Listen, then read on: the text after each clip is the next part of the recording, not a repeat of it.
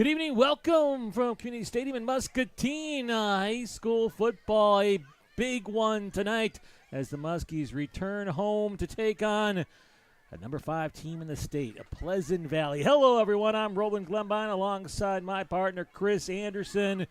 And this is an interesting game tonight, Chris. It's one that I think a lot of fans don't expect to get the W tonight, but this Pleasant Valley team is not as big of a power, at least on the defensive end, as we've seen in the past. You know, and it's funny you say that because if you go look at all of the rankings, the stats, it may not look like that to an untrained eye. But I think you're right. As you said, they're not a dual threat. They're going to run the ball, and that might actually play into our hands. Yeah, talk about running the ball. We might have the world's quickest game tonight, knock on wood. There are 29 teams that play high school football in the state of Iowa. Like that, yeah. That includes the 8-man football teams, 329. Pass attempts, if you rank everybody, all 329 teams, who has the fewest pass attempts? Well, Muscatine, there's only 3 that have passed the ball less than Muscatine, and 2 of those are 8-man schools. They rank 326. Pleasant Valley ranks 310th. So we might not see the ball put up in the air tonight, not let alone it's a windy night, a cold night. This is going to be old school football. It is, and that's what's going to make it fun. You know, I think we always get up for PV. You know, that's and folks, just so you know, it is not 32-20 to start the game. They haven't cleared the scoreboard from the previous game. Yeah, but congratulations to the sophomores. Yeah, absolutely. And, you know, it was nice to see we did have the 5th and 6th grade YSF football teams that were recognized just before the game. That's what was on your screen as we came on board. So, Roland. Yeah. Do you think is this when we start throwing the ball? Mess them up? I mean, yeah, maybe. If they do, I hope they do it in first down. I don't think so. I think we're going to see a lot of running tonight. Both coaches know what the other team's going to do. It's just who can do it better. Now, we talked about Pleasant Valley last year. They had a phenomenal season. They lost in the first round of the playoffs to West Des Moines Valley, I believe, 15-10. But they went through the entire season, including the playoff game, giving up just 105 points in 10 games. They averaged 10 points against all year. This year, they've already given up more points. In fact, they're averaging 29 points against per game, and that is a lot for a Pleasant Valley team that really prides itself on defense. You look at some of these scores, sure, they are 5-1, and they have played a tough schedule. But they got a bit of luck going on as well. They won a double overtime game against Cedar Rapids Kennedy, 36-35. They beat a Liberty team that's just 2-4 on the season, by the way, 56-39. They got a 5-point win over Cedar Rapids Prairie. They had a 3-point win last week against Cedar Falls. Now, again, these are all quality opponents they're playing, and Pleasant Valley is a quality team. But I'm just saying there's some hope coming into this game that you can get this offense going and maybe get in a bit of a shootout tonight. That sounds like fun. And on the ground, imagine how quick and fun that game would be. The clock's running all the time. They're running. We're racking up yards and points. We're not going to get bored. You say you usually get bored? No, not at all. But because I kind of take that personally. I don't know. No, you know, I mean, sometimes, like, you know how some games can, like last week, drag on, and if they're not a high-scoring game, or you know, they're. No, this could be go the other way. I'm just saying, looking at what I've seen on tape from them and the games they've played, I think Muscatine's going to make this a game tonight. Could get the W, may not. It's kind of got that feel of maybe going into it like we had against Bettendorf last year. Mm-hmm. You know, there wasn't a lot of high hopes to get that victory, but sure enough, they did. And I think this could be kind of a similar situation. Now, we've reached week 7. We got tonight, and then we got 2 games left. And it's officially permissible to look at the playoffs. I know we were doing it on week 1. We absolutely – well, you know, I mean, but you think about it, that's – I don't want to say that's the whole point of the season, but it's not far off, right? I mean, well, for this team especially, the Muscatine made it very clear this was the year that those playoffs are bust. Yeah, and playoffs or bust is an interesting concept because you've got, 36-ish 5A teams? 36. 16 are going to the playoffs, right? So basically you got to get into the top half. Mm-hmm. So this isn't even like making like the top 25 AP pool. That's top 25 out of 100 and whatever it is. So, it's just making sure that you're better than the average, right, to get into the playoffs. And that's our next step for this program. And then it's reliably getting into the playoffs. And it's been some time since they've been there, not counting that COVID year when everybody went.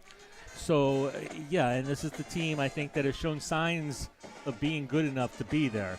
Now, you throw out last week. I think we just flushed last week. That was a very good Linmar team that had struggled as well sometimes, but Linmar put it all together last week, and you just kind of have to say, okay, that one's out of our system. Look at the film and move on. But talking about the playoffs, the first Iowa High School Athletic Association rankings were released, and they came out, and Muscatine sits in 20th place right now. So you got 3 games left, basically, to jump 4 teams. Right. Which is doable when you look at the last 2. Yeah. You've got Hempstead, which, that you hope that's going to end up in the W column. Senior, pardon me. We already had Hempstead. Yeah. You got Senior and you got Davenport North next week. Yeah. We'll talk a little bit about it more, but first, the playing of our national anthem.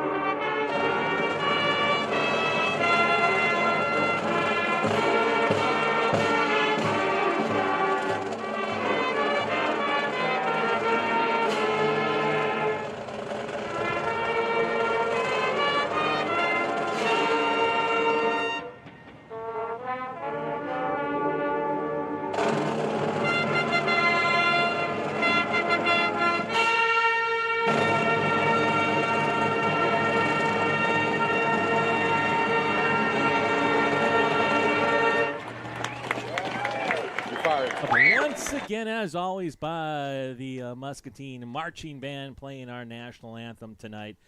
So, Chris, we were talking about the playoffs, and I think I want to go into this a little bit, in depth during halftime because, like I was telling you off air, we could probably do a whole podcast on this. There are so many things that could happen, that need to happen, that are very toss-uppy right now. But, just to simplify it, you're in 20th place. You need to pass 4 teams. You pretty much got to win 2 out of 3 and get a little bit of help. I don't think they need a lot of help if they win 2 out of 3, but they are going to need some. And you got some teams behind you that could win out. If you only win out 2 out of 3, that could pass you, making it a little more difficult. And, again, we'll go into it a little bit more of what I think here and there can happen. You guys should see his notepad here. I don't. This looks like calculus. It's a lot. I'm not even know that I can follow this. Well, you got wins, you got opponents. I loss. know. Yeah. Then you got the mathematical formula, which we all know by heart by now, right? 40%, 20%. And then you got the schedule that's left of every 36. Well, of the 30 teams that are still kind of in it, who's still playing who? So you do realize there's this program called Excel that can handle all this for you. No, I like to write it out. I'm old school like that. So let's talk about. We'll get to the playoffs a little more at halftime, but let's talk about tonight's game. And we touched a little bit about the Spartans and how they're giving up a lot of points, right? 29 points per game. We're talking about how both teams love to run the ball. And looking at the tail of the tape, Spartans come in 5-1, Muskies 3-3. Spartans have thrown 38 passes this year, completing 18 for just 325 yards. Muskies are 10 of 21 for 117 yards passing. Rushing, well, Pleasant Valley's rushed it 281 times for just under 1,900 yards on the season. Muskies are just over 1,600 on 266 attempts. These schools are no strangers. They play nearly every year, it seems like. And if you look at recent history, well, Pleasant Valley's won 6 straight. They won 49-9 last year, 42-10 a couple of years ago. You got to go back to 2016, the last time the Muskies beat the Spartans. That was a 27-13 win. A good night by Drew Greenhaw, as he had 7 receptions, 108 yards, and 2 touchdowns. Alfonso Soko, 30 rushes, 164 yards, and 2 touchdowns. That's kind of a going back in history, 7 years the last time the Muskies have won this, but Pleasant Valley has won 11 of the last 13. So that's the history lesson between these two teams. The AP poll out this week, Pleasant Valley sits number 5 in the state, behind Southeast Polk, Dowling, Waukee, and Bettendorf. That's your top 5. Interesting that Cedar Rapids Jefferson still is in the top 10. They come in ranked 10th this week.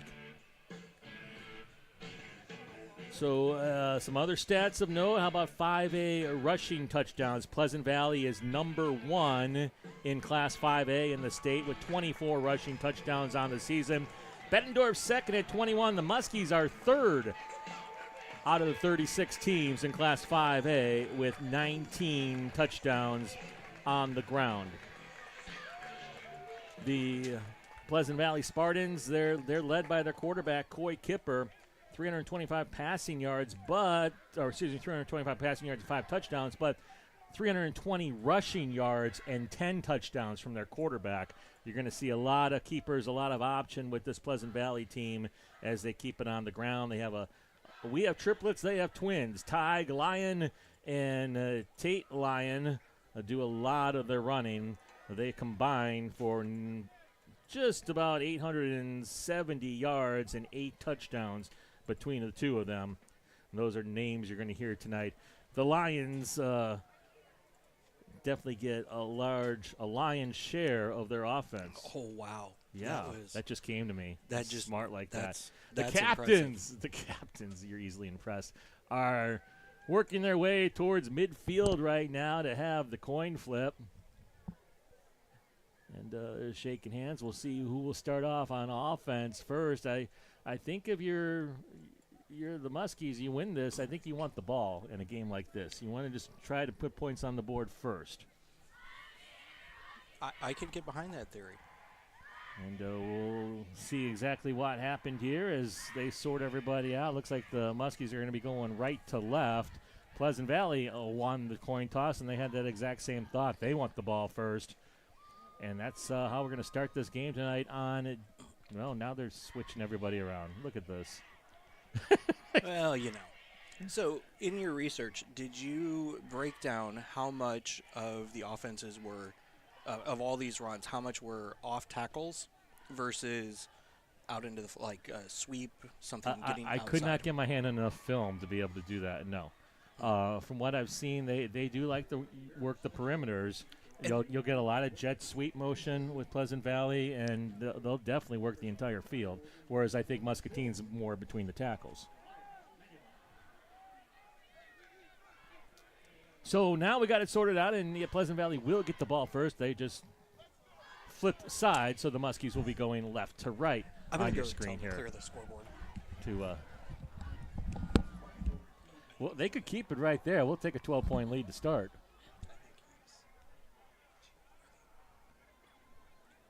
Yep, they got 12 minutes on the clock now, and if you don't clear the score, you're going to hear a big groan from the other side.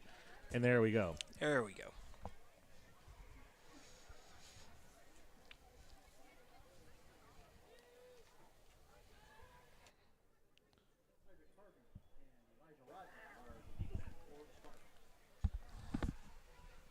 Pleasant Valley has done a nice job returning kickoffs this season. This might be a an opportunity here where you just want the touchback.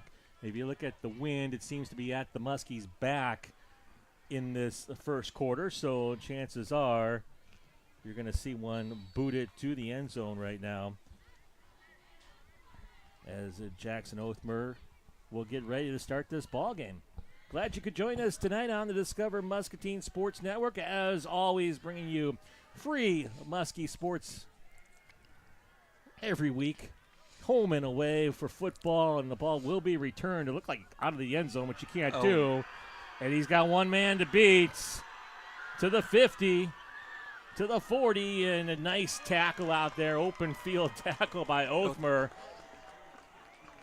And that's a great start by Pleasant Valley. And then look, he catches the ball in the end zone. It's supposed to be a touchback. He caught it right at the goal line. Referee let him bring it out. And that was a nice break for the Spartans. They'll start off tonight at the 35 of the Muskies.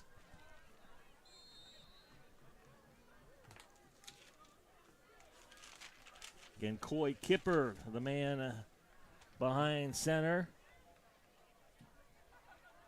They'll start off with a couple of receivers off to the right.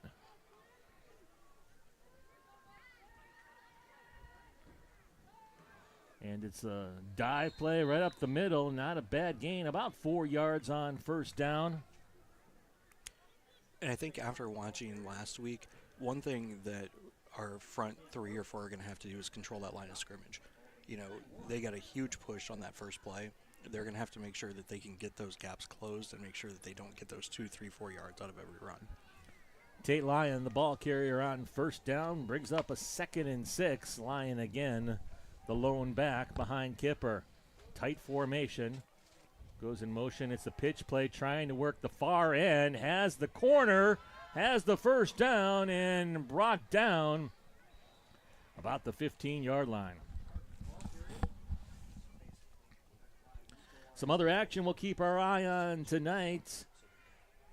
Bettendorf hosting Davenport Central. Davenport West is up at Brady Street Stadium against Linn-Mar tonight. That will be a game we'll keep our eye on the score there. Last night, City High went up to Brady Street and took care of Davenport North. North actually led that game 7-0 after the first quarter. City won going away, though. It was something like 47-13. Wow. Yeah. Despite 6 turnovers by the Little Hawks. Here's the run off right tackle, and near another first down is Lyon.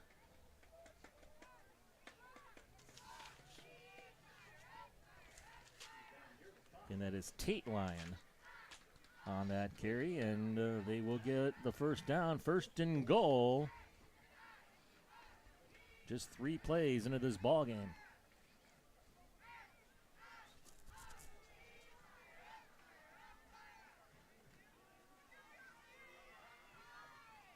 Kipper has a man in motion, gives to Lyon. Lyon tries the middle, muscles his way towards the goal line, and comes up about a yard short. And we got a player slow to get up right now for the Muskies. Actually, 2 of them are down on the turf right now. And trainers are coming out to check on the pair. And it's a good time for us to take a quick break. We'll be right back on the Discover Muscatine Sports Network. Or designing clever piping systems for new construction plumbing. A family-owned company that's reliably honest and remarkably affordable. Right here in Muscatine, all day long, every day of the week. RIVO Incorporated. Skill, knowledge, and tools to solve the messiest problems. Have you heard the littlest things can make the biggest difference? Every day, bigs and littles are connecting in our community. Their time together can look a little different, but the goals and outcomes are the same. Littles are building confidence, forming better relationships, a sense of belonging, and achieving big goals. But there are more kids just like me who are still waiting. Will you join us in making more matches possible? Support big brothers, big sisters. At Hustler Turf, quality matters, especially when it comes to the driving experience. Let's take a closer look. Our legendary smooth track steering provides buttery smooth turns, making maneuvering around obstacles a breeze. Unlike the jerky feel of other options, our smooth track steering is so effortless anyone could make short work of the lawn. Hustler Turf. Mow like a pro. Stop in to Muscatine Lawn and Power at 2020 Stewart Road to see Hustler quality for yourself. RIVO, the plumbing experts for Muscatine and surrounding areas, has moved. Our new location at 1109 Grandview Avenue offers spacious parking and a large open showroom. Employing experienced plumbers and carpenters, we specialize in Roland Glenbine, Chris Anderson back here. Sawyer Zek and Nico Arceo, the two Muskies, hurt on that last player. Zek got up right away. Arceo was down a little bit longer, but walking off the field under his own power, which is encouraging. Second and goal from the 1 now for Pleasant Valley. Again, tight formation. It's just the 5th play of the drive. 2 minutes into this ball game. Man in motion, the keeper. The ball's on the ground. And bouncing right on it, the Pleasant Valley Spartan, David Gorsline, recovers the fumble. But that pushes it back to the 5-yard line. A bit of a break there. Get another chance. They were down at the 1. Second and goal. Make it 3rd and goal now from the 5. And this could be a huge stand for a defense that had a rough week last week. That if you can take that huge kick return, turn it into a goal line stand, make it a field goal, life could be good. Pitch around the far end. Man is out there, breaks one tackle but won't break the next. And now it's interesting. Will the Spartans kick it, or will they go for it? They have a very good kicking team, and it looks like they are coming on now to try the field goal and get points on the board early. That is Austin Bullock. He's 2 of 3 on the year field goals, long of 28, but 29 of 29 on point after touchdowns. So a distance he can definitely handle here. Ball marked on the right hash. Snap is there. The kick is up, and the kick has plenty of leg right through the uprights. And it's Pleasant Valley getting on the board first, but the Muskies hold them to a field goal. 8:50 left in quarter 1. We'll be right back. Did we mention quality matters? Welcome to our cut quality center. Let's take a closer look. Our mowers provide superior Laser precision cut quality. for a perfectly manicured lawn. Let's break this down in science terms. This grass is cut good. This grass is cut not as good. Hustler Turf. Mow like a pro. Stop in to Muscatine Lawn and Power at 2020 Stewart Road to see Hustler quality for yourself. Welcome to the future. Imagined by visionaries, championed by leaders, and focused on results. Made real through hard work and a determination to build the things that people count on. Places where ideas are born, where progress fuels growth and strengthens communities. Back here in Muscatine, just underway tonight. Roland Glenbine, Chris Anderson. The Muskies go 6 plays, about 40 yards on that, about 35 yards on that drive, settling for a 22-yard field goal. Which I think is a big moral victory for the defense that had a long day last Friday. Especially you were without 2 of your defenders who got banged up on that. One of them one of your leading tacklers, and Nico Arceo. So, yes, holding him to 3 points is great. Now there's a short kickoff. Lopez has it on the run and looks for a hole. Has a little bit of room there down the sidelines near midfield. A nice return there. Some nifty footwork by Aiden Lopez. And the Muskies have some good starting field position of their own here all the way up to the 48-yard line. And I do think that woke up the student section over there from their little frigid nap. There's been a lot of them here since probably halfway through the first half of the sophomore game. They were looking pretty chilly out there. They're young. They'll be fine. Wishbone look to start the game for the Muskies. And there's Kozan's got some room. Runs right over the defender. Looks like he could have gone around and decided to go through instead. I'm pretty sure he was trying to make a statement there. Stay out of my way. 10 yards on the play. I will say it is always fun when you have a running back who's willing to initiate contact. what I think is interesting here, again, wishbone formation, but Kozad is not playing the fullback as he has in the past, giving him a little more room here to get started, and it's working. As a carry number 2, another first down for Ty Kozad.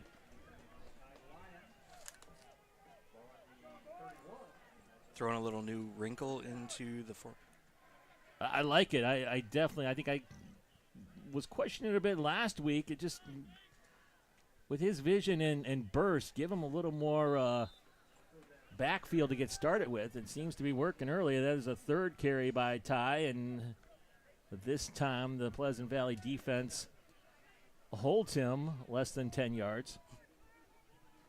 Gain of 3 on the play. It'll be interesting to see how they integrate, like, Cooper Yao. I was thinking you need to, because this defense is definitely got their target on Kozad. You heard him on the media maybe this week as Kozad now moves to the fullback, and Yao is back there along with Brookhart. There's Yao trying to find the corner, gets brought down from behind at about the 28-yard line. Good friend Jake Kidwell went out and talked to Pleasant Valley this week, and boy, they couldn't stop talking about Ty Kozad. And that's who you got to stop, and that's pretty obvious. But hopefully that's all they think they have to do. A loss of 1 on that play, 3rd and 8. Now here's your chance. Do you throw it or do you keep it on the ground? Again, Kozad back to fullback and the wishbone. The give is to Kozad. Kozad's loose. He's at the 10. He's into the end zone, and the Muskies have the lead. So nice, you get to see it twice.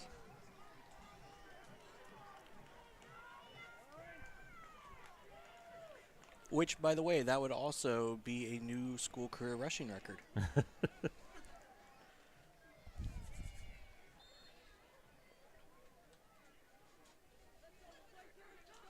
That was for, what, 29 yards? Is that where we had it?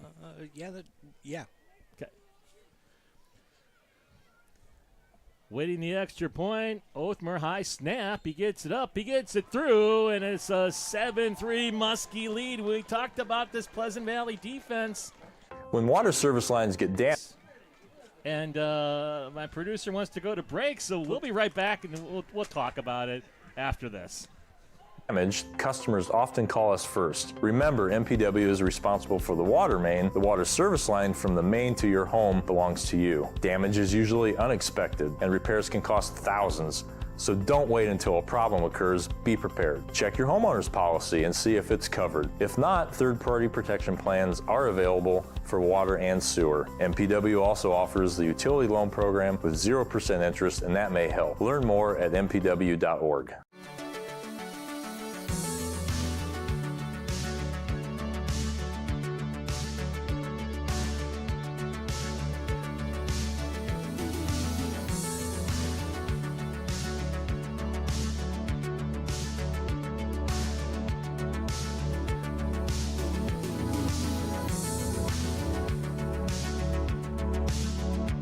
River Rehab Physical Therapy. Feel better, move forward. Back here in Muscatine, 6:55 to go, quarter number 1. The Muskies march down half the field. Great starting field position after that. A return by Aiden Lopez really set things up. 53 yards on the drive pretty much by Ty Kozad. They had the one play to Cooper Yao, which went for no gain. Kozad ends up a 29-yard touchdown. Boy, that's back to really what we saw from him last year with the burst. The kick will be returned. Much better coverage this time. There we go.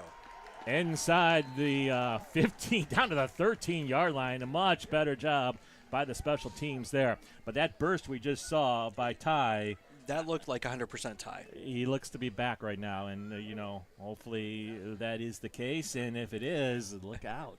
I had to swing out this morning to see the Muskie Minutes kids, which a quick shout-out to Karen West, who's actually running the master control board here, so playing producer while we watch this. But I saw Ty in the hallway, and he was bouncing in the hallway. So I'm taking that as he feels better. Now the defense needs to come up and make a stop right here. 2 receivers set towards the top of your screen. Kipper will give it off. And not a whole lot there. Great job by the defense as they stop him quickly on the play. Owen King credited for the tackle.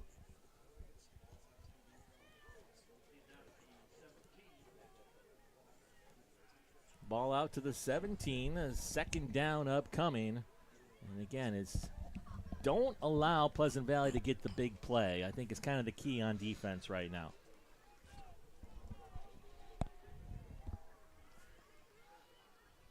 Sole receiver off towards the bottom. Man goes in motion. Movement up front. Now, which side moved?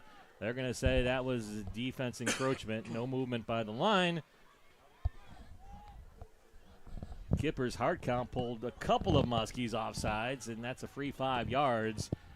And that's a big 5 yards. That makes this a very easy second down situation.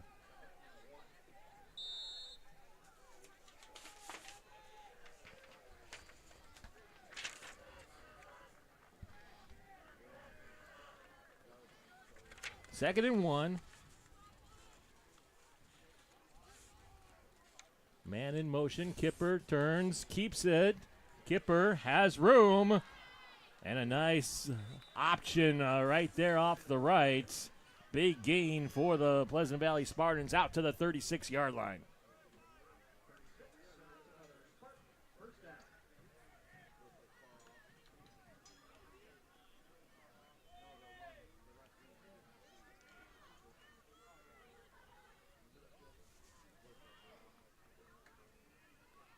Everybody to the short side of the field now as Pleasant Valley sets up on the right hash. Kipper turns, gives off to his back, and not a whole lot there on that play.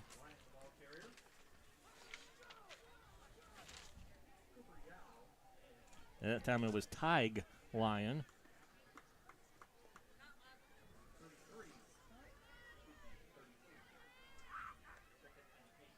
It's interesting, a lot of option on this Pleasant Valley offense, but it's Muscatine that runs the wishbone set. They don't really run a true wishbone option. Yeah.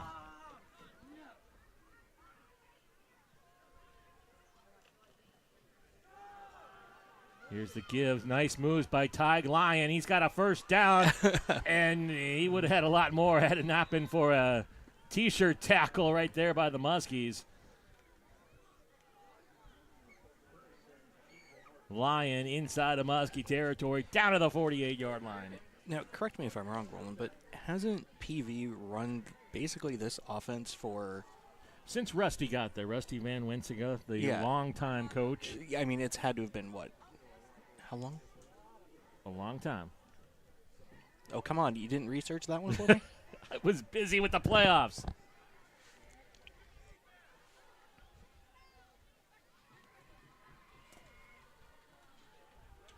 Here's a sweet play. A little bit of room there. Nice block. Kick out. Still going. Tight roping down the sideline. Steps out of bounds at the 22-yard line.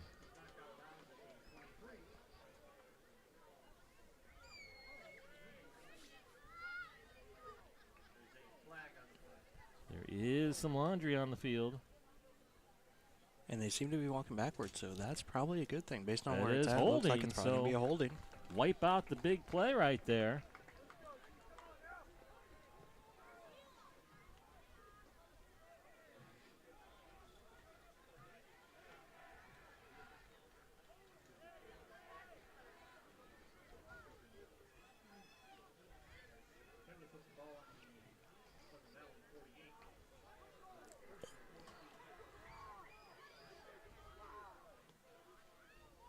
Rusty Van Wensiga in the Augustana Vikings Hall of Fame. Graduated there back in 1996. Man goes in motion, then stops. Play clock down to 7. Quarterback keeper Kipper has some room. Kipper racing towards the end zone. No flags this time. Touchdown, Spartans. That's Kipper's 11th touchdown on the season. He ran that option to perfection, and the Spartans jump back out on top. Had he handed it off, we had it smothered, though. That's why he didn't hand it off. On to try the extra point now is Austin Bullock. Again, perfect on the season, 29 of 29. It's my best attempt at a jinx. Kick is up, and no jinxing perfection there. The kick is good. 3:32 left to quarter one. Pleasant Valley jumps back on top, 10-7. We are looking for a zero-turn lawnmower. At Hustler Turf, quality matters. Can I test drive that one? In the store? Even in the buying experience. We know you want to buy from someone who knows what they're talking We're about. looking for a zero-turn mower.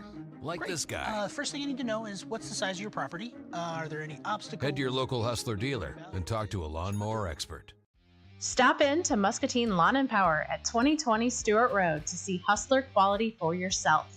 Muskie Sports are brought to you by Muscatine Power and Water, Muscatine Lawn and Power, RIVO Plumbing and Heating, UnityPoint Health, Trinity Muscatine, Bear of Muscatine, Muscatine Church of Christ, H&J Cards, It Takes a Village Animal Rescue and Resources, Impact Fitness and Nutrition, Zach Fry at the Lee Agency, Big Brothers Big Sisters of Muscatine, Muscatine Symphony Orchestra, Josiah Anderson at Real Estate Resource Associates, Star Collectibles, Harper Cycling and Fitness, Muscatine Charities, and a special shout out to Mississippi Pearl Photography for all those great pictures of your Muscatine Muskies.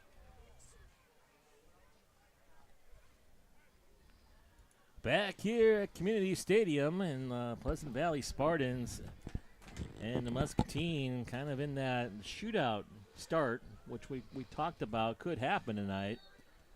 10-7. The early score here, 3:32 left in quarter one. And with the gaps the offensive line are opening up, it could continue to be a big shootout if those continue. I believe, I tried to do some counting here, that Coach Van Wensing is in his 17th year. 16 or 17. It's sounds a lot. about right, yeah. I just know ever since we started broadcasting Muskie Sports, 9 years ago, it's definitely a ball control offense. It's a, grind it out, and that option, they run it so well, it can be brutal. Does have one son still on the team. His son Rusty graduated and playing with the Hawkeyes now. Here's the give. Thompson, a little juke step, and look at him go. Actually, that's Cooper Yao. Excuse me, Cooper Yao. Nice carry. Down to the 43-yard line. A little hesitation step. That worked well, and that's a nice gain right there. 37 yards for Cooper Yao, and that is what makes this offense really go. Just that second option. You want to key on Kozad, that's fine. Cooper can take care of some business as well.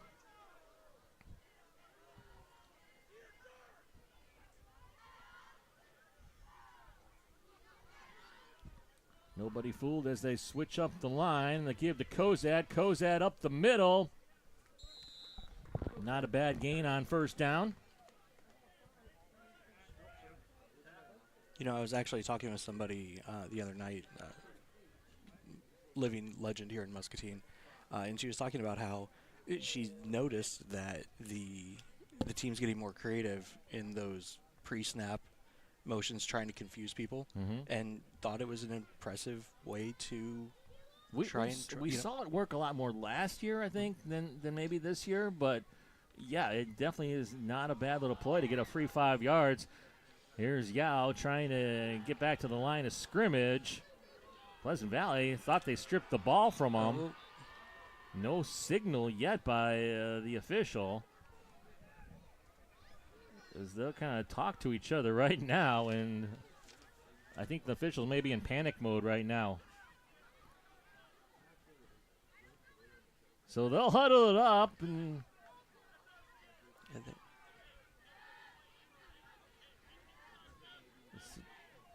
still no official call on whose ball it is. I think it is going to stay with the Muskies, so they say Yao's forward progress was stopped, which I think is the correct call. The ball marked right at the 40-yard line, 3rd down and 7. And do the Muskies put the ball up in the air here, or do you go back to Kozad? This time Kozad at the halfback position. Brookhart will play fullback out of the wishbone set.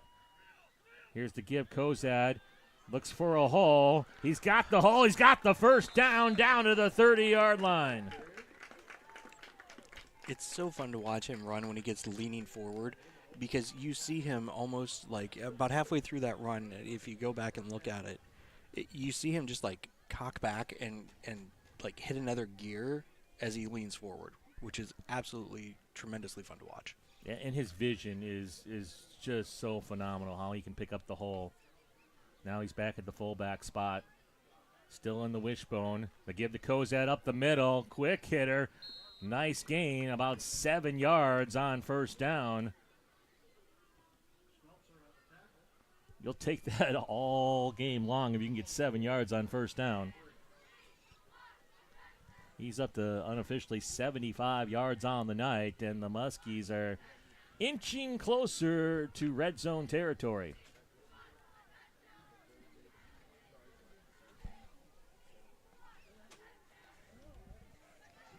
Turn to give to Kozad. Kozad up the middle. Kozad's got some room. Kozad streaks towards the end zone, reaches, and he's about a yard short.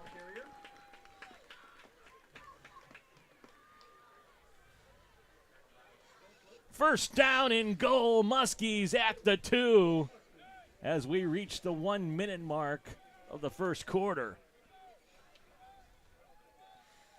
And if you're a betting man, I think all your money's going on Kozad to get the ball here.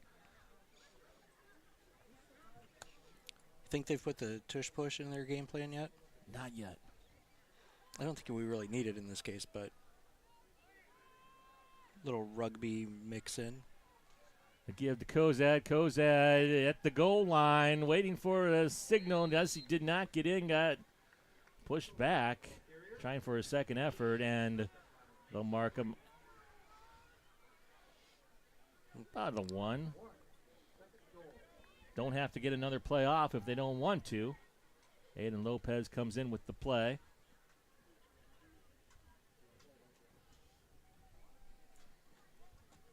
Clock down to 10 seconds.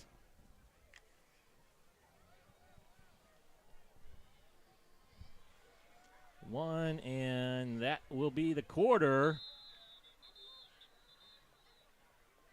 And after 1, Pleasant Valley has the lead 10-7, but the Muskies are knocking on the door when we come back here on the Discover Muscatine Sports Network.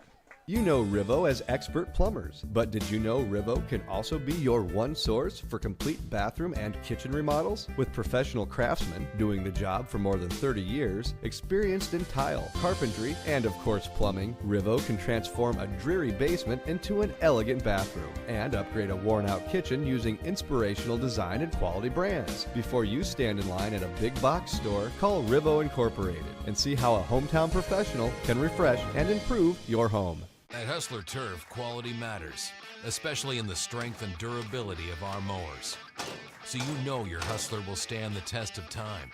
We think the difference is obvious. With our welded fabricated steel deck, high-strength 11-gauge one-piece frame, and the precision control of our smooth track steering, anyone can mow like a pro. Stop in to Muscatine Lawn and Power at 2020 Stewart Road to see Hustler quality for yourself.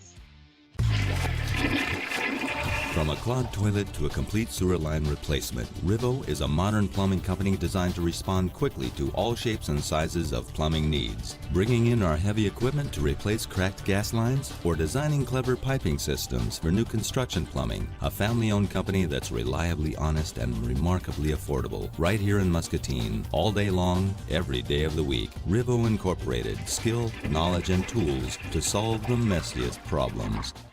Have you heard the littlest things can make the biggest difference? Every day, bigs and littles are connecting in our community. Their time together can look a little different, but the goals and outcomes are the same. Littles are building confidence, forming better relationships, a sense of belonging, and achieving big goals. But there are more kids. Back here, start of the second quarter, Muskies knocking on the door, 1 yard away from taking the lead back. Trailing 10-7 to start the second frame. They'll come out in the wishbone formation. And a flag thrown, and that's not going to be good.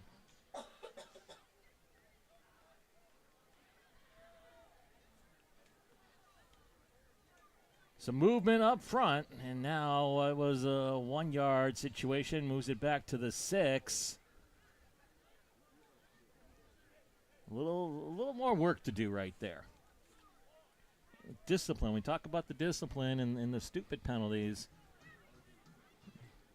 That one could be costly. Muskies try to make it a moot point right now, punching in from the 6. Out of the bone, the give to Kozad. Kozad parts the C's and gets back to about the 2 yard line. Gain of 4 on the play.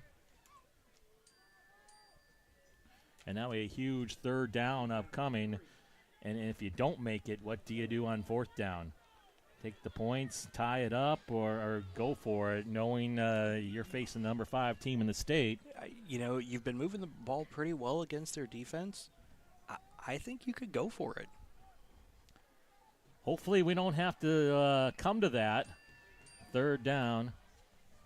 From the 3, the give to Kozad. Kozad reaching for it. I think he got it. There's the signal. Touchdown, Muskies.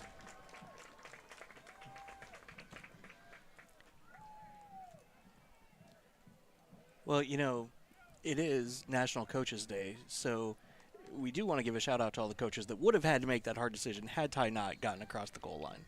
They're all breathing a sigh of relief. I would be. That's not a decision I'd want to have to make. So Othmer out for the extra point. High snap. Ball's down, kicks up, and it's good. And with 11:18 to go in quarter number 2, Muscatine bounces back out front, 14-10. At Hustler Turf, quality matters, especially when it comes to the driving experience. Let's take a closer look. Our legendary smooth track steering provides buttery smooth turns, making maneuvering around obstacles a breeze. Unlike the jerky feel of other options, our smooth track steering is so effortless, anyone could make short work of the lawn. Hustler Turf, mow like a pro. Stop in to Muscatine Lawn and Power at 2020 Stewart Road to see Hustler quality for yourself. RIVO, the plumbing experts for Muscatine and surrounding areas, has moved. Our new location at 1109 Grandview Avenue offers spacious parking and a large open showroom. Employing experienced plumbers and carpenters, we specialize in remodeling entire bathrooms and kitchens. Imagine the possibility. Roland Glenby, Chris Anderson back here in what's been an exciting game thus far. A lot of offense. Muskies lead this 14-10. Ty Kozad caps off that drive with this second score of the night. He has 105 yards rushing already, and we're just 42 seconds into this second quarter. Now the defense gets their turn to make a stop. It might be who can make the stops tonight might be the winner. Guess that's every night now that I think about what I just said. I might not be a lot of stops, though. You know, I did have it pointed out to me a couple of weeks ago that at another big return. At one point I said there went 2 minutes off the clock. We're in the same spot as we were 2 minutes ago, and I was pointed out several times that was pretty obvious. Did I point that out? No, All right, no. good. Several friends of mine. I like to think I don't throw you under the bus. Just your friends do. That was Elijah Rodney, who is averaging about 20 yards per return this year. Definite weapon for the Spartans. And they'll start off another great field position for Pleasant Valley up at the 47-yard line. Really both special teams units making some plays early tonight.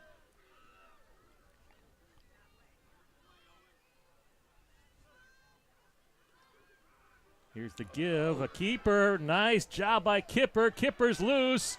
Kipper, one man to beat.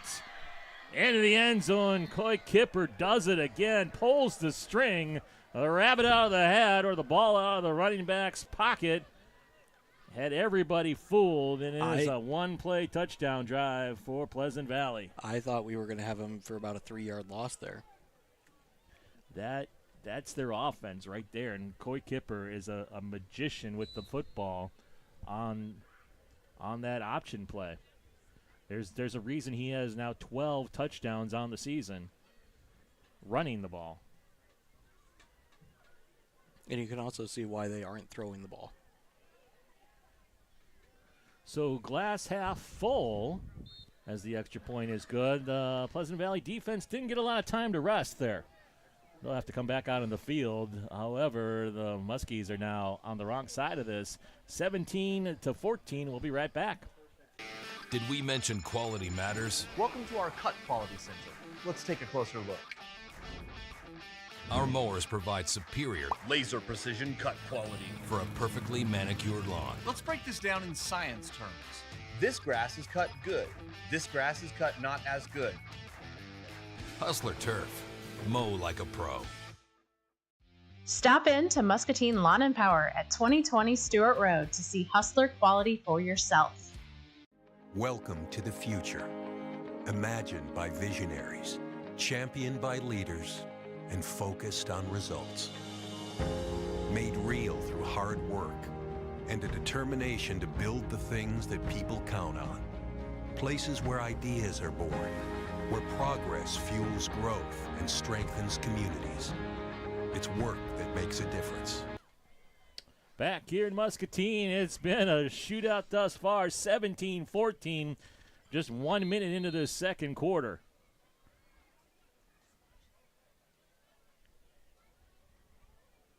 Austin Bullock to kick it away. He's 21-36 on touchbacks on the season. Coming into this game. With one already tonight. And there'll be another one. Again, the wind at his back here in the second quarter. That's easily into the end zone.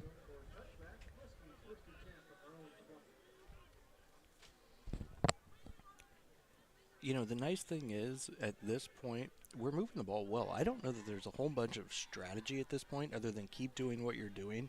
Do it fast, do it hard, and roll. Because they really haven't stopped us either. So, nope. This has been a typical typical Pleasant Valley game this season. Back and forth shootout, not a lot of defense. Wishbone look again. Here's the give to Kozad, tries the right end, and runs into a mass of humanity there, stopped right at the line of scrimmage. Now, if we were looking at this from a fantasy standpoint, we've already scored, we're barely into the second quarter. We've already scored half of what they give up. So we should be on pace to score significantly more than what they normally give up.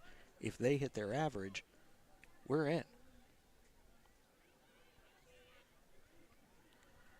Again, the wishbone look. One receiver off towards the top to give to Kozad. Bounces off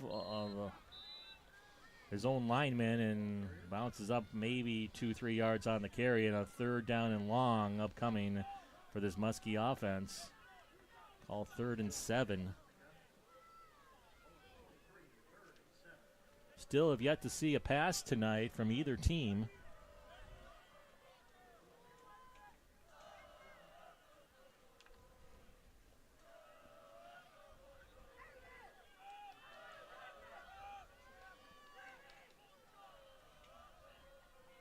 Here's the pitch to Yao. Yao tries this side. Yao brought down short of the first down. And likely a punting situation for the Muskies. Mr. Othmer trots out. This is about a 4th and 3. Can you get a hard count right here? Get the Spartans to jump off sides. Very disciplined team. You hear the coaches all the way up here and across the field yelling, "Watch the ball." A bad snap. Othmer short punt. Takes a nice bounce, however, all the way down near the 45-yard line. But what I loved about that is they were in control of what was going on. PV was reacting to what they were doing with moving the players out, keeping everybody on their heels. If you were going to do a fake punt, whatever, they're thinking that, they don't know. It helps a less than stellar punt from Othmer get out, take a bounce, and still turn out well for the Muskies. No doubt. Muskies do have one fake punt successful on the season. That probably wasn't the field position to try it, however. Now the defense needs to answer back and get a stop of their own. Here's the pitch. A lot of room out there. He cuts back towards the middle of the field, and he could be gone. 20-10. Second straight one-play touchdown drive for the Spartans. This time, David Gorsline takes it 55 yards.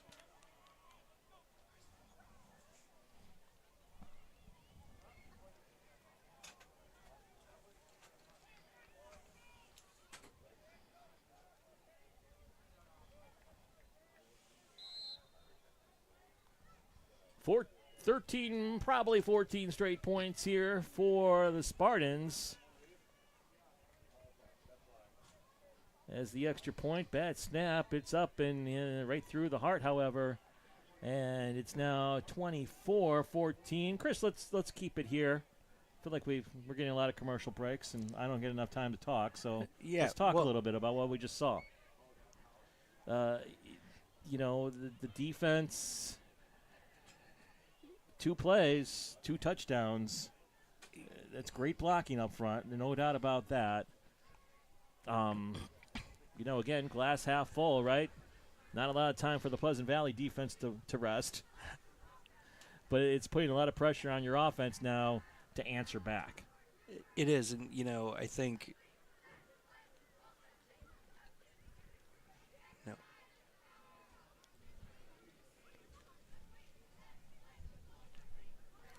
I don't think. I got distracted by a butterfly. Well, that will happen. But right now, this Muskie defense having some trouble with this option look. Well, it came back to me. I apologize. Yeah. I think it's one of those points where you've got to almost play.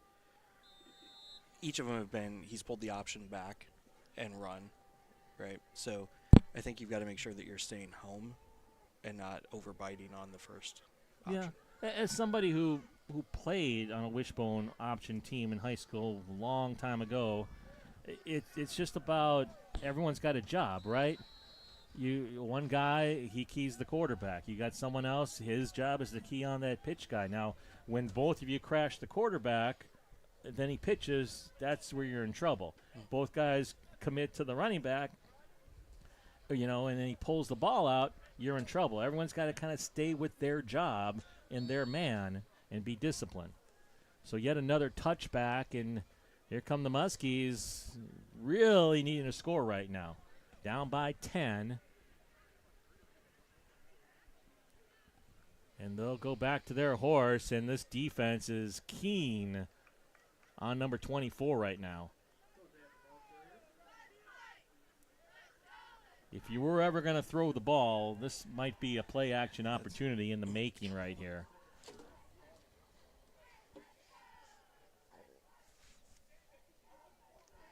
Even a quick little bubble screen.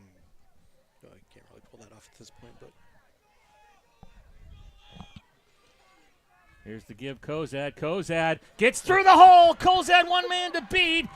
And he's wrestled down, but a huge gain. Ty breaks free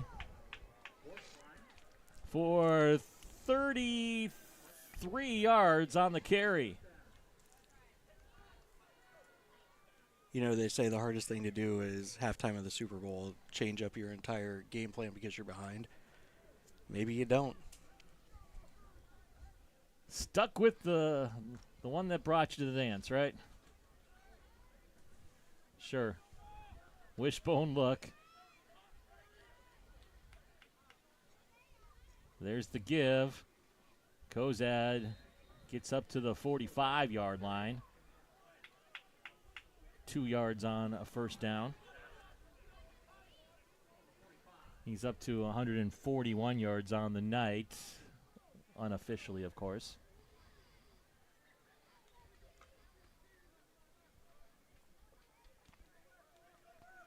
Now the Muskies go to the wing look. Haven't really seen this yet tonight. Here's the give to Kozad. Kozad breaks the first tackler, has it across the 40, down to the 39. Third and short upcoming for Muscatine.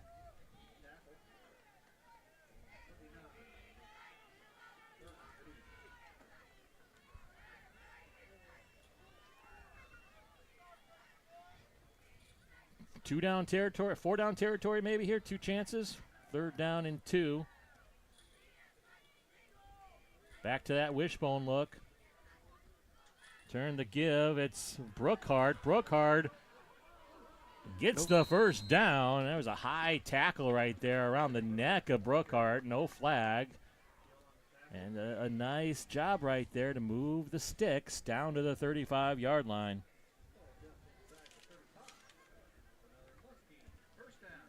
Gavin Brookhart making the most of his first carry tonight. And again, you had the defense all looking at Kozad. Great little wrinkle to the offense there. You know, depending on how exactly everybody else's nights go, based on what Ty's done tonight, he could actually be in like the top 30 running backs total yards, even with all those games out. Yeah.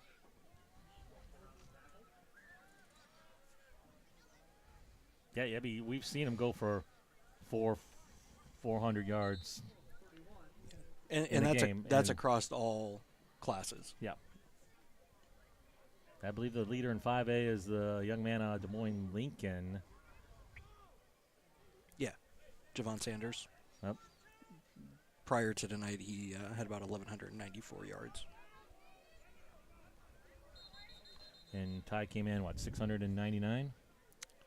Something, just under 7. Yep.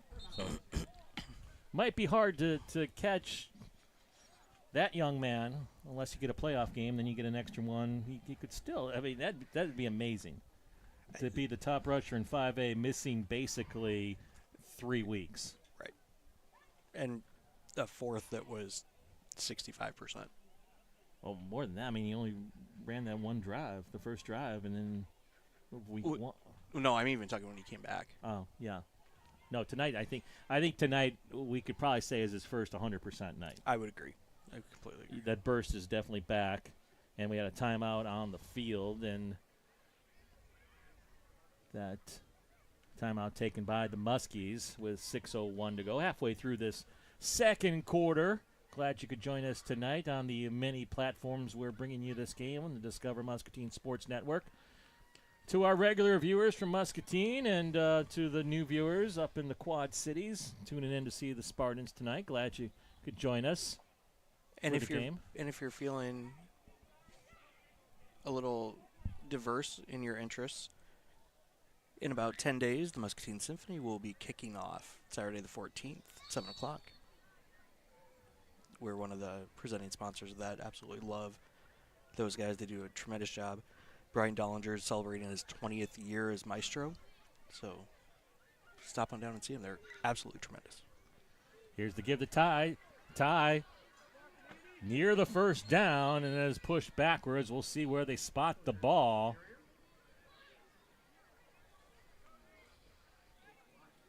And just shy around the 26 is where they'll mark it. 3rd down and 1 upcoming.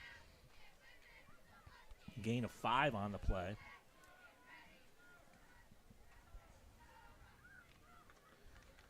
Well, last time they went to Brookhart in this situation. Wing look.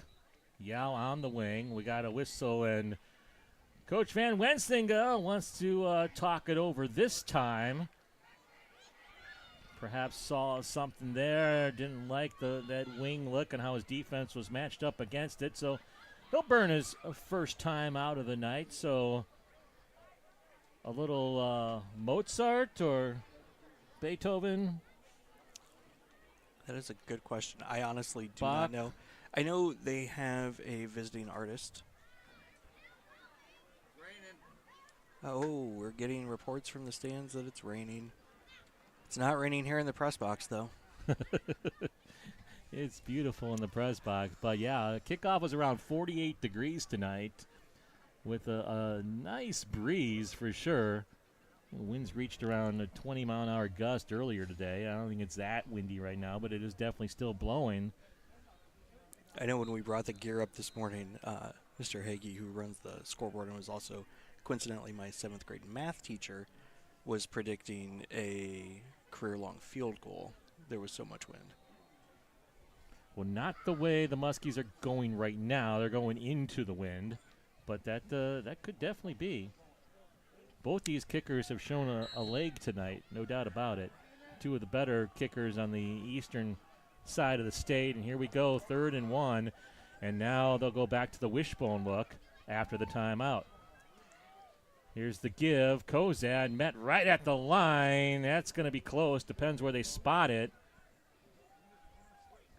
Had to get just to the other side of the 30, and the ball, or to the 25, and the ball sits right on the 25.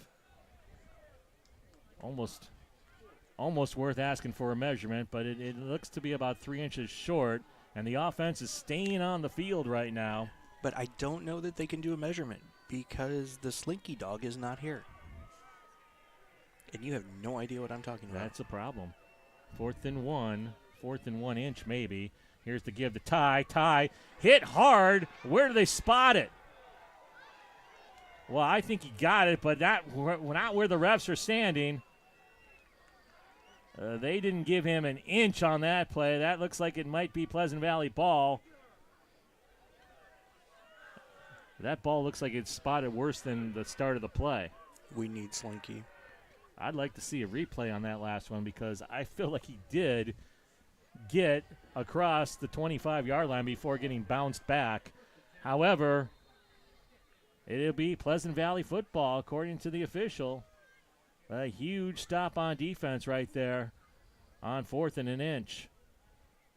Man, I know you got the best back in the state, but why can't you use the quarterback sneak? They are going to measure, but I guess the slinky dog came into the building in the last 30 seconds because they're measuring. So you obviously did not watch the Toy Story version of No, I was not up that early. We were in our house, okay. And it was actually pretty neat. And I did feel better because, believe it or not, they had technical difficulties in their broadcast. Happens to everybody. It just does. Well, that's not technical, but that was some difficulties right there. That was a first down you really wanted to get, and 4th and really a couple of inches.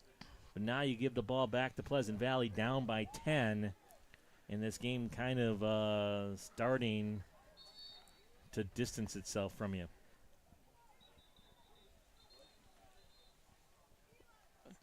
I feel like if there was replay in high school sports, that's one where you replay it because I think he did get the first down.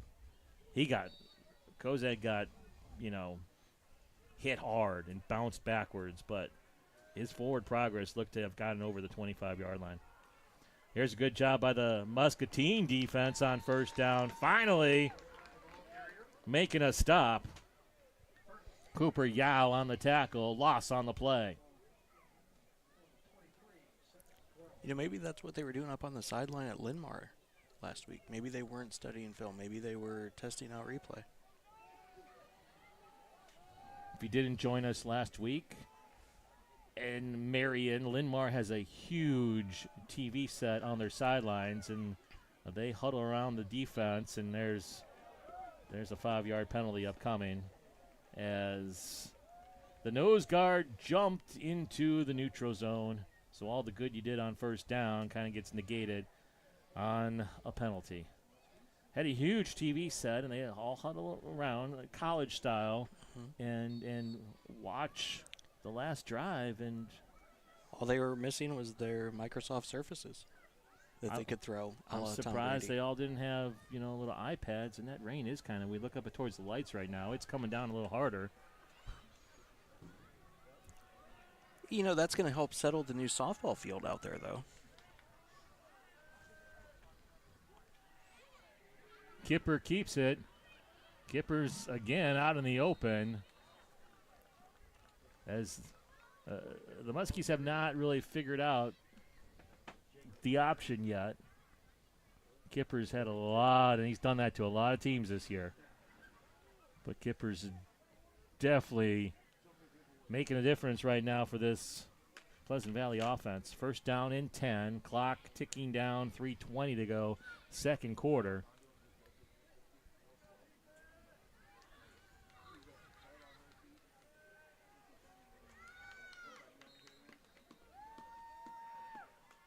Yeah, a little rain to help all our yards. Would have liked that back in, May, April.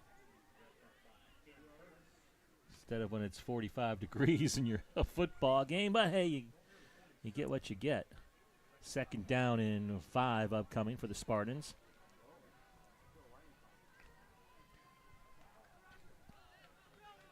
Yet to see a turnover tonight despite the wet conditions out there. Here's a pitch, Gorsline. Gorsline looks for a hole, left end, and near the first down.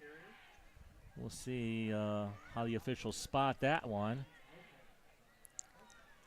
I don't know exactly what's on the band's schedule for halftime, but they are down there pumping up like crazy. Well, I would assume that they're back to their baseball tonight, I would assume. Well, that's going to be the routine for the big Muskie Invitational this weekend. So you got to get the practice in. Which starts at 4 o'clock, I believe. Mindy Solstice might. Kipper looking to throw, puts the ball in the air, and it's incomplete. So our first throw comes at the 2:15 mark of the second quarter. We did not make it the whole game without a pass like we were kind of hoping. We still could.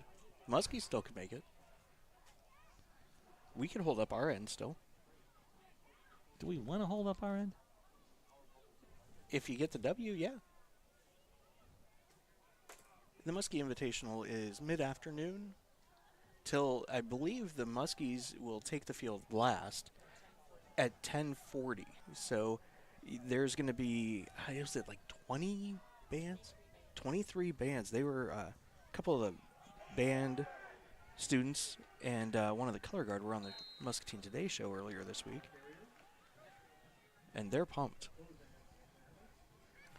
Well, I hope everyone gets a nap. I'll be honest, I asked him, I'm not sure, I'm old, I'm not sure what the point of playing at 11 o'clock at night is.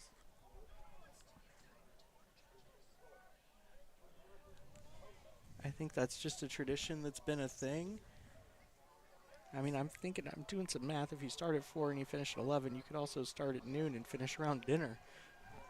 That's a good point right there. I might have to talk to Mr. Hyde about that. I'm sure he'll have a good reason. There's probably college football to watch or something. Yes, it will look great under the lights, as Mindy points out. All the brass shining under the lights, the reflection back up off the turf as well. It's going to be like an extra second point of light. Delay of game, the penalty on Pleasant Valley. That's a big 5 yards there, and it's a huge 3rd and 9 opportunity for this Muskie defense to get a much-needed stop. Just 1:25 left on the clock.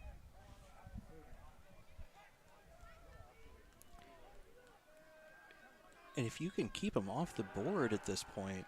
Kipper back to throw. Lets it fly up for grabs. And that was like the old game of 500 right there. It falls harmlessly out of bounds. And a 4th down upcoming. Gavin Brookhart right there. But again, here, it's still a 2-possession game. For as crazy as it felt like it might have gotten there for about a 6-7 minute stretch, you're still not in a horrible position if you can keep them off the board here. And the Muskies will get the ball to start the 3rd quarter. So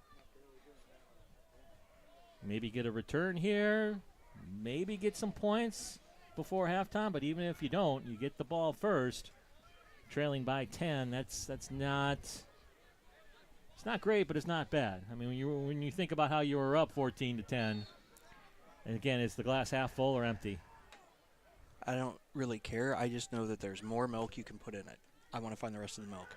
Here's a keeper. They're going to fake it, and he's got room. He's got a 1st down, and wow, that was an excellent call by Coach Van Wensinger there, and not well played by this Muskie special teams. Where that ball was on the field, you got to respect that. And Harrison Fierce just took it for a 1st down. And we were busy talking about Melk, but Harrison Fierce is not the punter. So when you see number 10 back there in a punt formation, you should have knew something was up. Oh, my. Man opening the end zone. Kipper instead does not pull the trigger, gets pushed out of bounds. It's a good thing he'd gotten up to speed before he noticed that there was a receiver with about 10 yards of separation in the end zone. Not used to throwing the ball. 41 seconds left on the clock. Again, already in field goal range, you would figure with the wind behind their backs. The ball sits at the 16. That'd be a 33-yarder.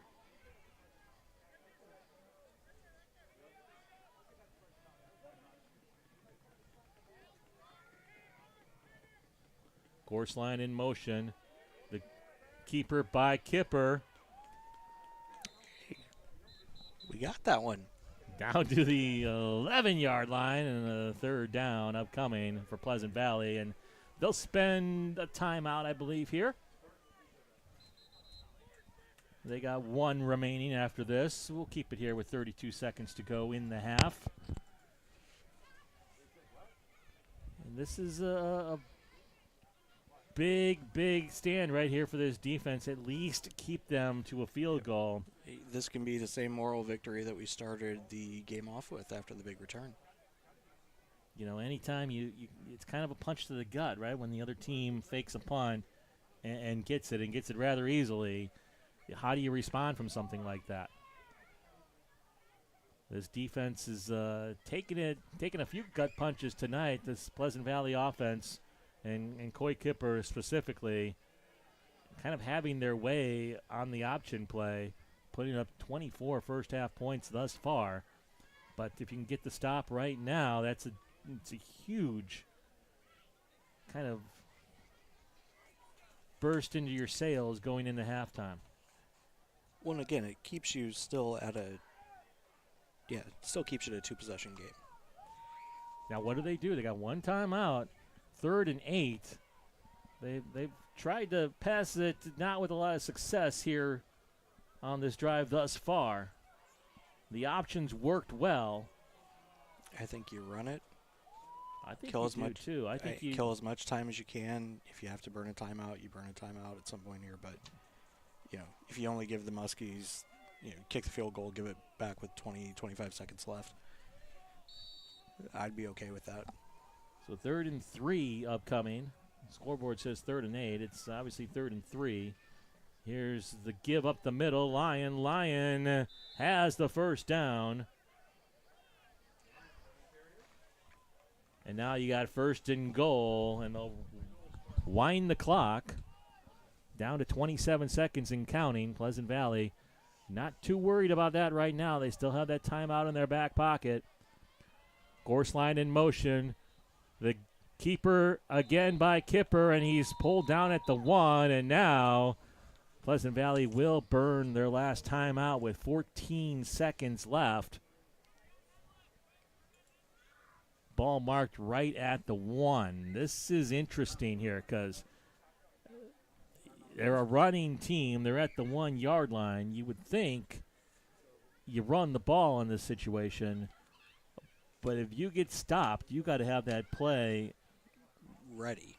I mean, if you kill the ball, get up there and spike it, probably what you do. But it's, I mean, it's second down. You can't really do that, though, either, because that would make it, I mean, you can. Yeah. Makes it fourth down with 1 play to go. That's probably what you do. I'd assume that's probably what he's telling them right now.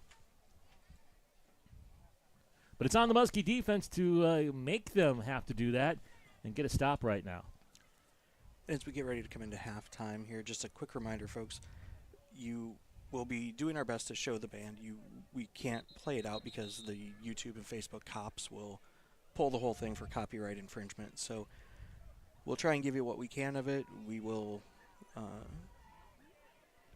again, do our best to kind of help describe what's going on and how great they sound, but we won't be able to play out the actual music for you. Here we go. Kipper under center. He's got Lyon behind him, a tight formation. Man in motion, Gorsline. Kipper's going to keep it, looking to throw. Lets it go. The ball is caught in the end zone. Touchdown, Spartans. Ouch. James Steele. And that's a backbreaker right there going into halftime. Pleasant Valley putting a 30 spot on the board in this first half. Well, unfortunately, my fantasy math is not holding up. That's probably why it's fantasy math. Kick is up, and once again, it is true. And that makes it 31-14, 21 unanswered points in this second quarter by Pleasant Valley. They give up a lot, but boy, they can put up a lot as well. So 7 seconds left. Not a lot you can do there unless you can maybe get a return right here. You might see the old squib kick. Teams like to do that this situation. That way you burn off a few extra seconds and really don't have a chance to bring the offense out there and do anything. But they got to go back to the drawing board here in the second half. Offense has done a lot of nice things, but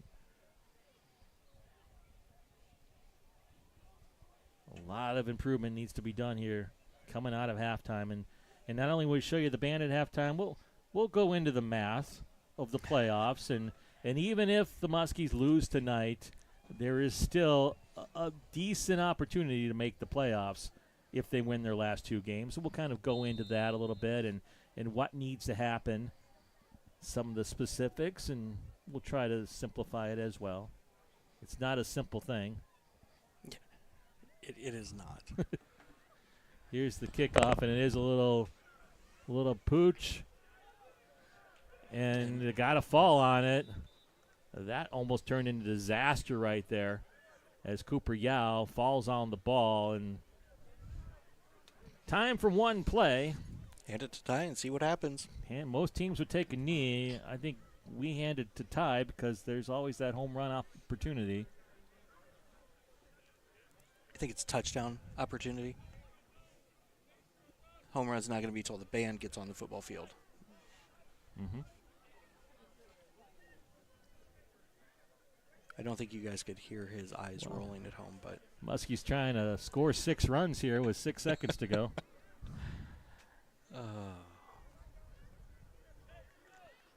You get what you pay for, folks. Option look. Motion, here's the give to Ty. Ty swallowed up by about 5 defenders. They were waiting for that, and that brings us to halftime. And they did that with 10 because their 11th defender was still about 15 yards out.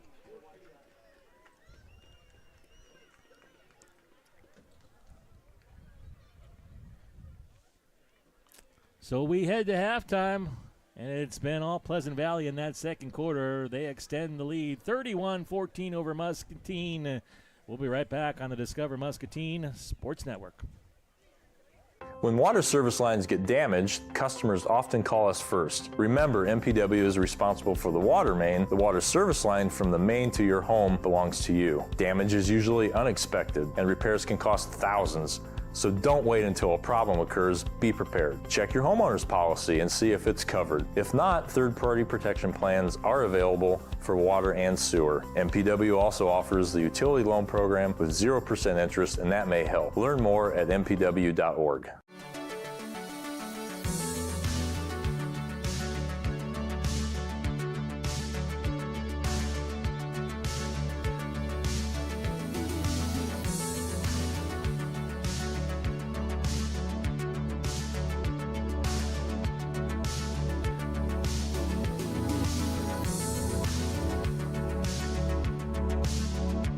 River Rehab Physical Therapy.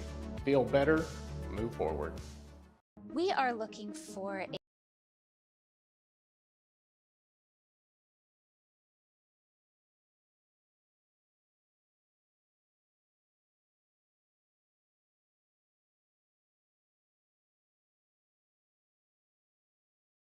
Kim Eagles and Matthew Speech performing their fall show titled Play Ball by Ted Riker. Indeed, America's favorite pastime is baseball. Enduring professionally for over 100 years, no other sport has such iconic music, brings listeners straight to the ballpark within a few notes. Enjoy the sights and sounds of summer. The Mighty Muskie Marching Band knocks one out of the park.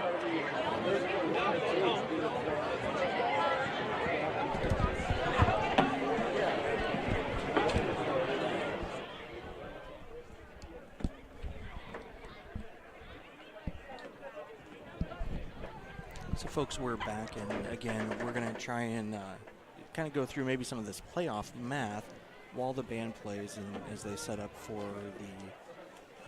their performance that will be done again at the Mighty Muskie Marching Band Invitational this weekend, which does start at 1 o'clock. Pardon me. It does start at 1 o'clock. It is one of the band's largest fundraisers, so come out, see 23 bands from across the Midwest, well, Eastern Iowa, Western Illinois region. I know L&M will be here. I don't have a full list, but oh my goodness, trouble walked in the door. You gonna be all right? I don't know. two big burly guys just walked in over my shoulder, and I'm worried.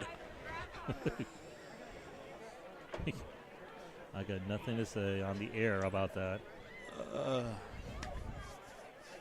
Halftime scores, Bettendorf leads Davenport Central 35-0. Cedar Rapids Prairie leads Cedar Rapids Jefferson 27-0. That late in the second quarter. Some of the games we're looking at. So let's talk a little bit as we look at the band warming up here in their baseball unis about the playoffs. Muskies come in ranked 20th in the standings, the mathematical standings that determine which 16 teams out of the 36 in Class 5A make the playoffs. So if you just simplify this, the Muskies have to pass 4 teams without anyone behind them passing them. Now, if you lose tonight, you're going to get past a bit. And I did kind of a mock of what should happen. If they did lose, you're probably going to drop to 23 or 24 going into next week. So then you have to pass 8 teams, right? Now, the 2 teams behind Muscatine that could pass them, Johnston. They got 3 games left against Council Bluffs, Abe Lincoln, Urbandale, and Sioux City East. Johnston's a very good team, even though they're only 2-4. They played a very tough schedule. Their strength of schedule is a lot better than the Muskies right now.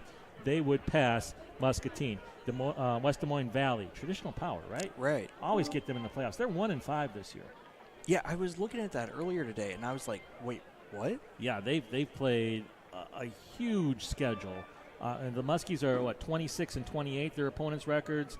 Valley's 34 wins against, right? Their opponents are great.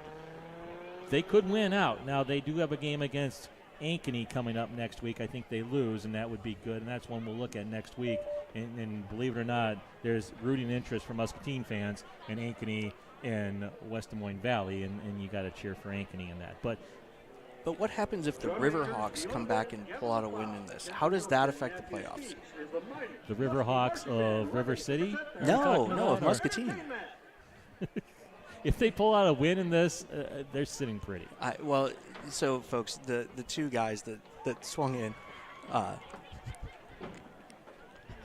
were coaches of the Riverhawks.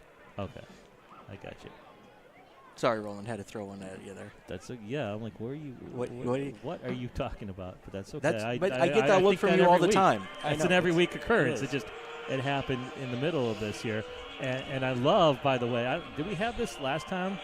The conductor of the band is in an umpire uniform. You know what? I don't remember. I don't.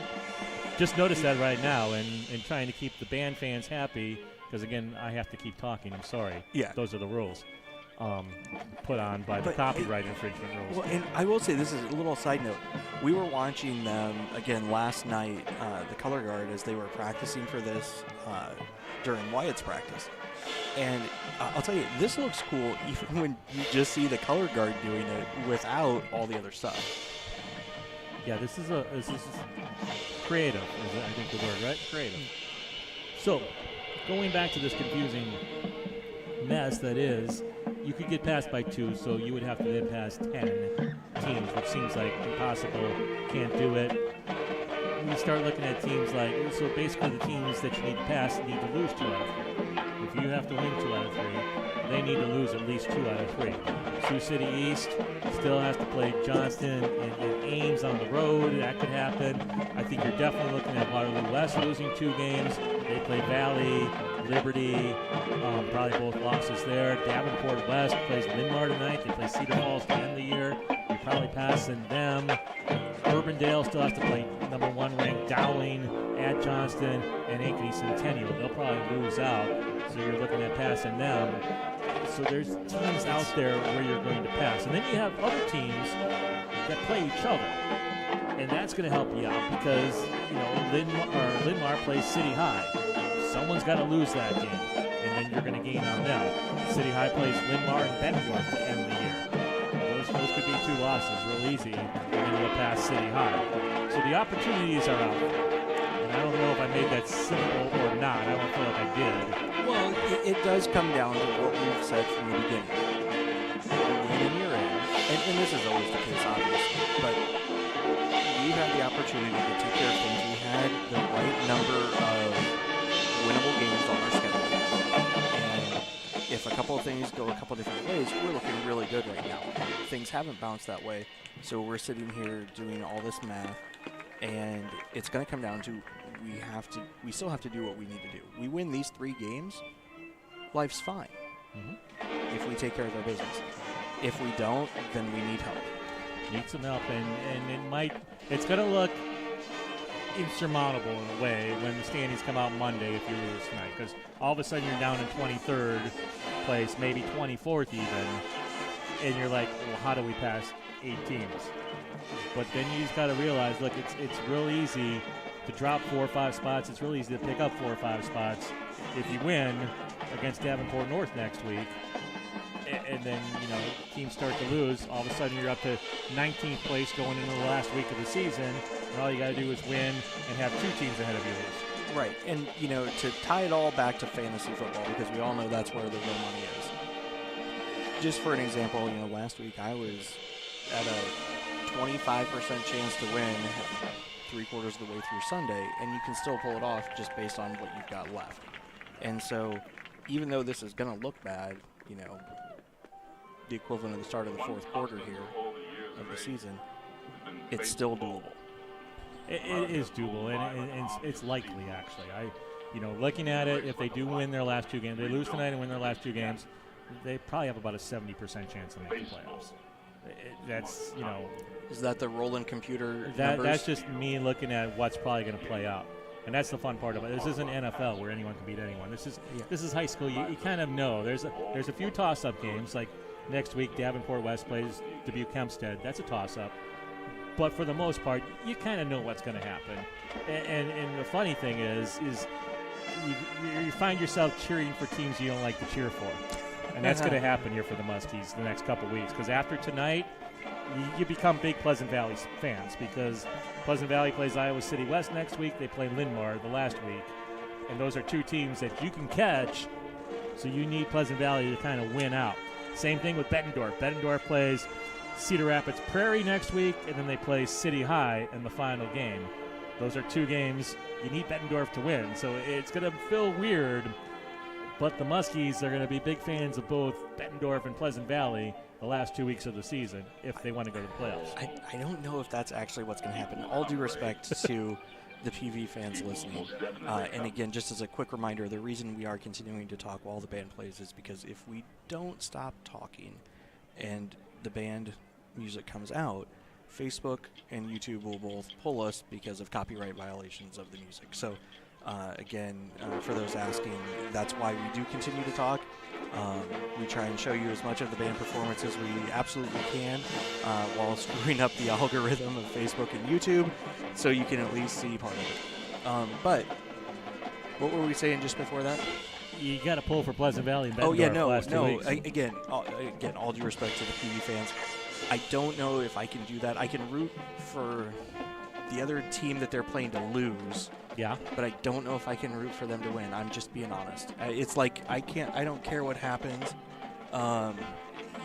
With like Ohio, I don't care. I can never root for them to win. I can root for the other team to lose. But the Ohio Bobcats?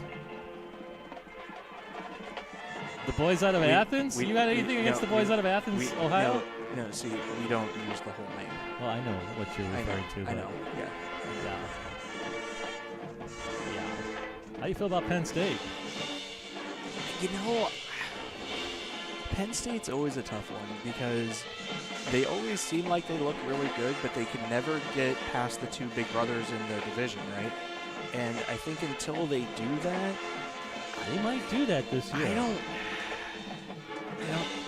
I don't know that James Franklin's got it in him yet. Like, I don't know that they've got. Can they beat the Iowas of the world? Sure. But can they go up against the ones that they have to get past to make it out? There's a home run, by the way, and they're circling the bases. Yes, and I'm not sure why the big scoreboard's not on. I'm guessing because of the rain and weather. Yes. Normally, folks, you would see out in left field a portable replica of the big monster, keeping track of the score of the game that's being represented in the band's performance tonight. And you can tell they won because the scoreboard doesn't update, which we've talked to Mr. You can Hyde also about. tell them holding the huge trophy. Right, that's what I was just saying, is you can tell they won because they have the trophy. Taking too long to get there. I always do. We have a lot of air to fill. Yeah. On that note, why don't we take a break? Did you have any questions on the playoff? No, I really don't. I mean, it boils down to... Because this took about 10 hours to do, just letting you know. That really actually doesn't surprise me, folks. I did get a picture of his I don't even know what you would call it. I don't even know what you would call this math. See, this is next week's already. That's started. Oh, my. Okay, so anyway, folks, no, it boils down to if we do what is expected from here, we've got a pretty good chance. If we overperform, pull this game out, really, really good chance. Yeah. And if we lose out, obviously we're not in. Pretty simple math in all reality. You got to win at least 2 games. Yeah. So on that note, we'll take a quick break here. We've still got about, I don't know how long they're going to put back on the clock when they come out. But we got a little while here at halftime, folks, so kick back, get some hot chocolate, some popcorn or something, and we'll see you in a couple minutes. Muskie Sports are brought to you by Muscatine Power and Water, Muscatine Lawn and Power, RIVO Plumbing and Heating, UnityPoint Health, Trinity Muscatine, Bear of Muscatine, Muscatine Church of Christ, H&J Cards, It Takes a Village Animal Rescue and Resources, Impact Fitness and Nutrition, Zach Fry at the Lee Agency, Big Brothers Big Sisters of Muscatine, Muscatine Symphony Orchestra, Josiah Anderson at Real Estate Resource Associates, Star Collectibles, Harper Cycling and Fitness, Muscatine Charities, and a special shout out to Mississippi Pearl Photography for all those great pictures of your Muscatine Muskies. You know RIVO as expert plumbers, but did you know RIVO can also be your one source for complete bathroom and kitchen remodels? With professional craftsmen doing the job for more than 30 years, experienced in tile, carpentry, and of course plumbing, RIVO can transform a dreary basement into an elegant bathroom and upgrade a worn-out kitchen using inspirational design and quality brands. Before you stand in line at a big box store, call RIVO Incorporated and see how a hometown professional can refresh and improve your home. At Hustler Turf, quality matters, especially in the strength and durability of our mowers. So you know your Hustler will stand the test of time. We think the difference is obvious. With our welded fabricated steel deck, high-strength 11-gauge one-piece frame, and the precision control of our smooth track steering, anyone can mow like a pro. Stop in to Muscatine Lawn and Power at 2020 Stewart Road to see Hustler quality for yourself.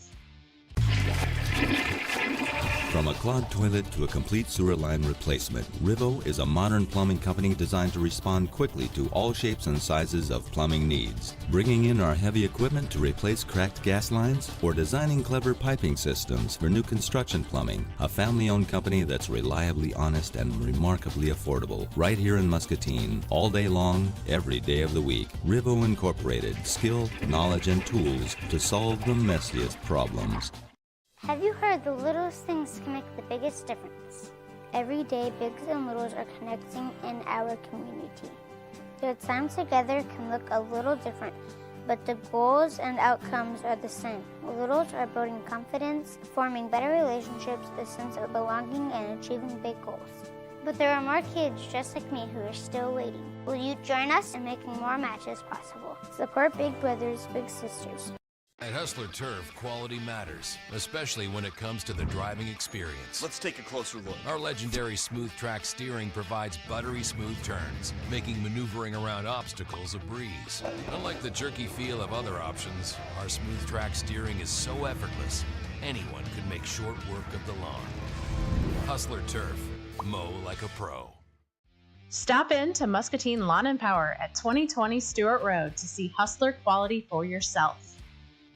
RIVO, the plumbing experts for Muscatine and surrounding areas, has moved. Our new location at 1109 Grandview Avenue offers spacious parking and a large open showroom. Employing experienced plumbers and carpenters, we specialize in remodeling entire bathrooms and kitchens. Imagine the possibilities. Stylish new faucets, sinks, shower units, bathtubs, and more, along with tankless water heaters and gas fireplaces. We also provide complete residential and commercial plumbing services. RIVO Incorporated. Call us for your next remodel. Did we mention quality matters? Welcome to our cut quality center. Let's take a closer look. Our mowers provide superior laser precision cut quality for a perfectly manicured lawn. Let's break this down in science terms. This grass is cut good. This grass is cut not as good. Hustler Turf, mow like a pro. Stop in to Muscatine Lawn and Power at 2020 Stewart Road to see Hustler quality for yourself. Welcome to the future. Imagined by visionaries, championed by leaders, and focused on results. Made real through hard work and a determination to build the things that people count on. Places where ideas are born, where progress fuels growth and strengthens communities. It's work that makes a difference.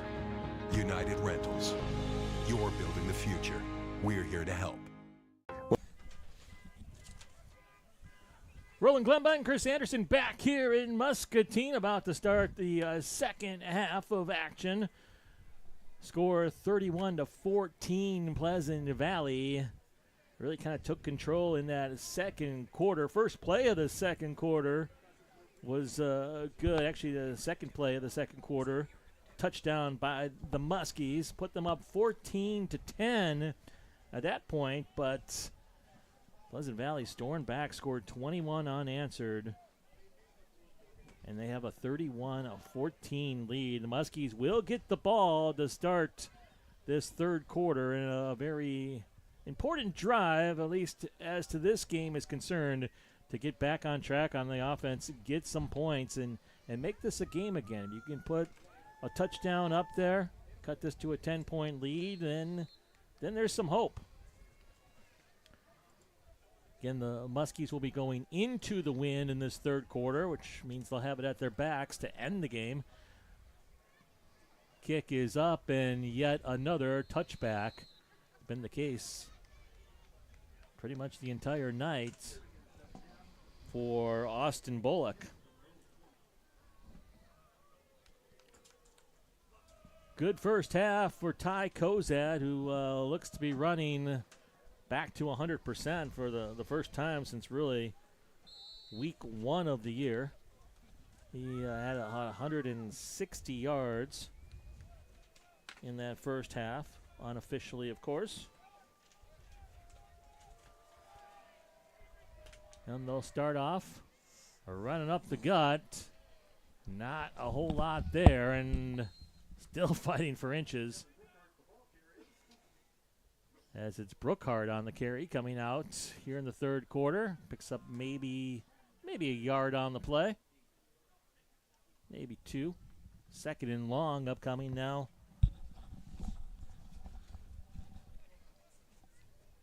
As Muscatine looks for some offense. Again, they'll go wishbone.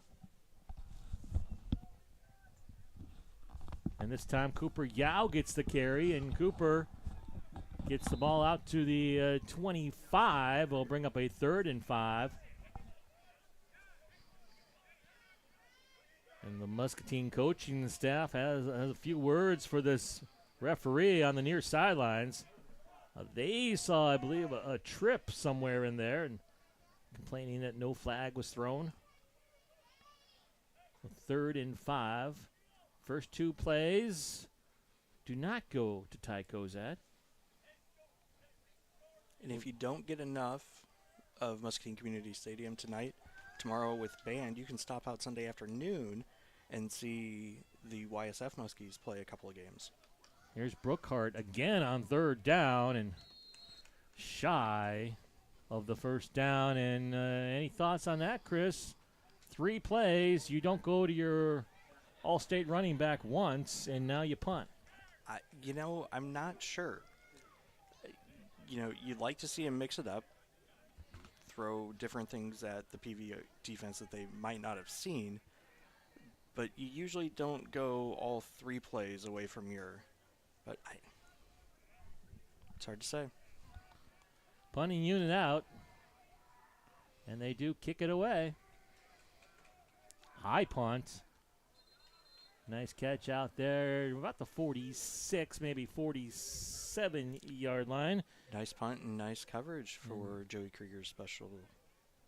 And again, great starting field position for Pleasant Valley. So you needed a big drive to start out the second half. You get 8.5 yards, not what the doctor ordered. And now this defense, again, has to find a way to stop the option. This is a slightly different variation, but same result as what we looked at last week with Linn-Mar, is the defense is out there a lot, and every extra drive, every extra play is wearing them down a little bit more.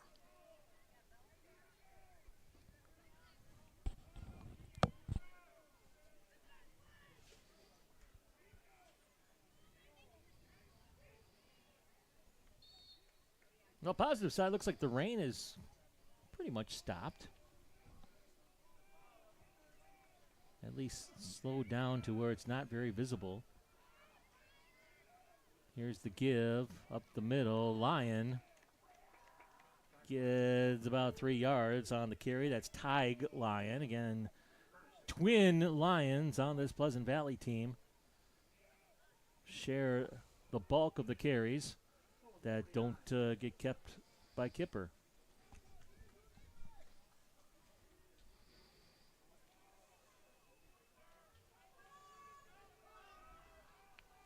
Crowd very quiet right now.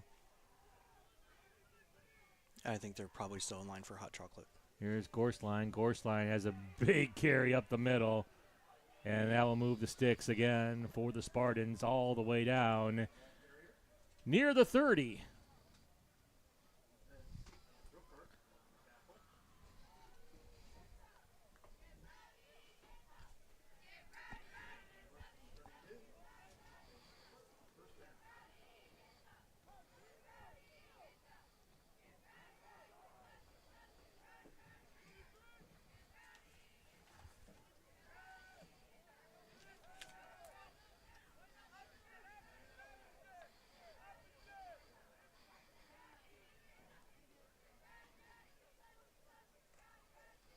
Man in motion, give up the middle. Lion has some room. The flag is thrown. 2 flags are thrown. Very much, they're going against Pleasant Valley. Now those are downfield flags, so they'll mark off the 10 yards from where it was thrown around the 15-yard line, push it back to around maybe the 25. We'll see exactly where they mark the ball. Looks to be about the 26-yard line.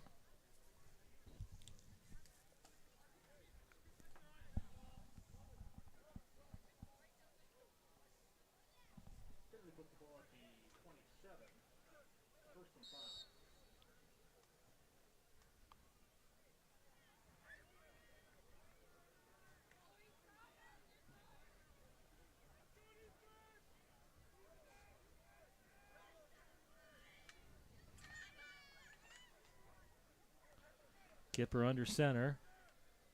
Give. No, he faked it again. And boy, he's so smooth with that option. Just shy of the first down is Kipper. How many times tonight have we seen the Muskies tackle somebody that doesn't have the football? More often than I would like to admit. Halftime in Cedar Rapids. Prairie over Jefferson, 34-0.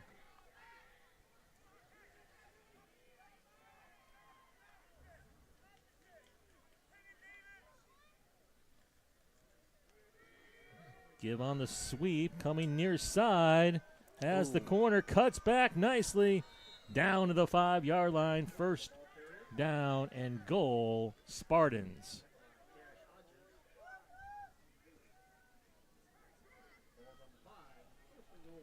That was Ben Burkle Jr. on the carry. And the Spartans just rather workmanlike, taking it downfield, again, knocking on the door. The keeper, Kipper, into the end zone, touchdown, Pleasant Valley. That, I believe, is the 3rd touchdown of the night by Kipper. I believe you are correct.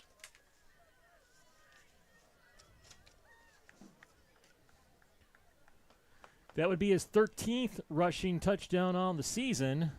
And the ball game starting to slip away now, 37-14. So how do you stop the snowball from rolling downhill at this point? I don't think you can. This is a 23-point game right now, going to be 24. That's 3 touchdowns and 3 two-point conversions, and it's not that the Muskies can't do that, but can they shut out Pleasant Valley the rest of the way? That's a tall task. Extra point is good, so 38-14, 7:12 to go.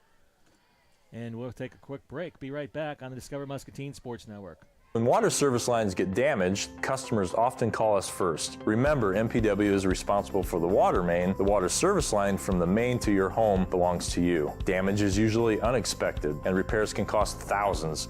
So don't wait until a problem occurs. Be prepared. Check your homeowner's policy and see if it's covered. If not, third-party protection plans are available for water and sewer. MPW also offers the utility loan program with 0% interest, and that may help. Learn more at mpw.org.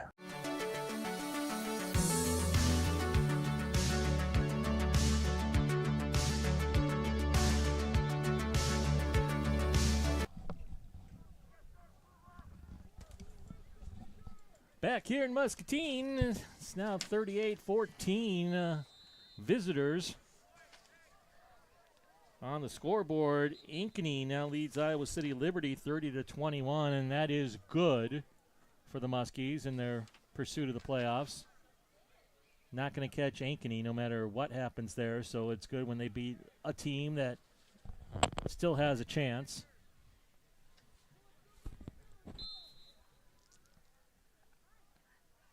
Continue to watch that game at Brady Street Stadium. Linmar just up by 1 point against the Falcons, 7-6. The way that offense played last week, it's a little shocking. They've been an inconsistent team, though. They have, as we looked at the prep for last week, what was it, the first two games, they scored like 50 and 60, won them by 30, 40 points, and then they just fell off a cliff. A lot of that was due to the injuries. Again, they lost their all-state tight end, and they lost their quarterback to a shoulder injury, so they're rolling with their backup quarterback. They really didn't have a problem. They kind of put it all together last week, and now struggling. But that defense looked pretty good last week, and they're looking good again tonight. Linmar is one of those teams that the Muskies are going to be battling with for one of those final playoff spots. Back to throw, and the ball incomplete. That was a screen set up to Brookhart. Pass a little bit behind him. So first pass attempt of the night goes incomplete. With 7:08 left in the third.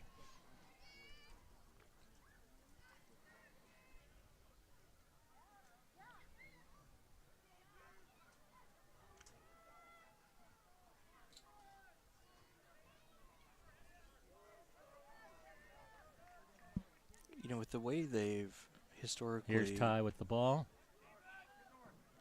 ...approached the offensive scheme, I'm kind of surprised that came out on a first down.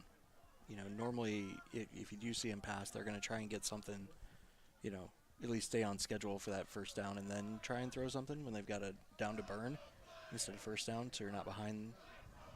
Yeah, broke tendencies a little bit there, which is nice. It's nice to see. You got to do those kind of things to catch the other team off guard. And that last play, it looked like Ty got nothing there. He got 5 yards. Right? Difference maker in here. This time, though, right in the heart of the defense. Not a lot there. And that's going to bring out the punting unit. And slow to get up on the play. Caden Gray was a little slow to get up to a moment ago.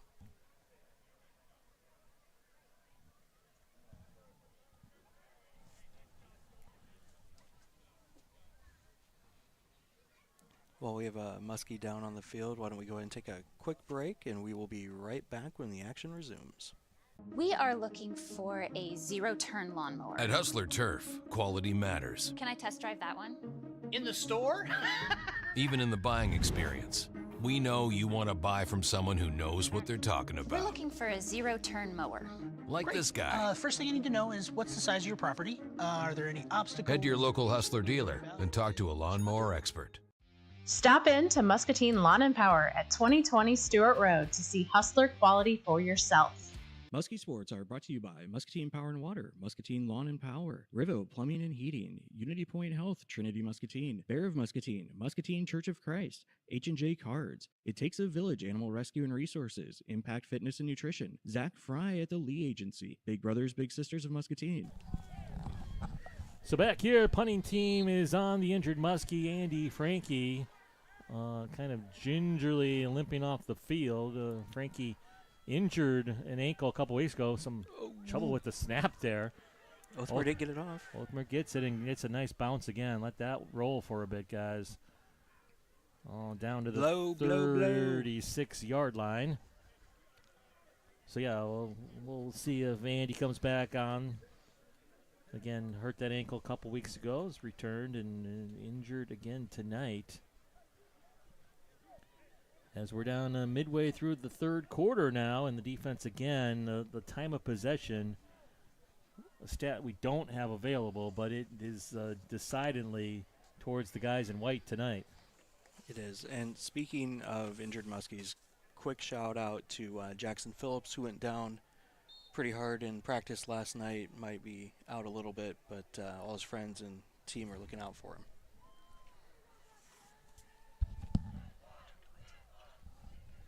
Gorsline in motion, pitch to him. He's got the edge. He's down the sidelines. And Brookhart makes the stop, but not before another huge gain. It was a nice open field tackle, though. Call it 21 yards on the carry for Gorsline. And this PV offense is quite the machine. Yeah, and that is probably the best way to describe it. They don't make a lot of mistakes. And while, yes, they have had some breakout plays, it is a very back to throw, consistent Kipper. Offense. Did he stay in bounds? I don't think so. They are giving him the catch. Let's take a look. The official's not really close to the play. Right. We have a view that they don't have. We'll just say that. And all I'm saying is there was really no official hustling down there to make the call like you'd like to see. And, you know, I've said repeatedly that we're more than willing to give our camera angles a quick view for the referees either way. Again, up in the air, this one incomplete as all of a sudden Pleasant Valley deciding to go air Spartan up by 24 points. Back-to-back passes.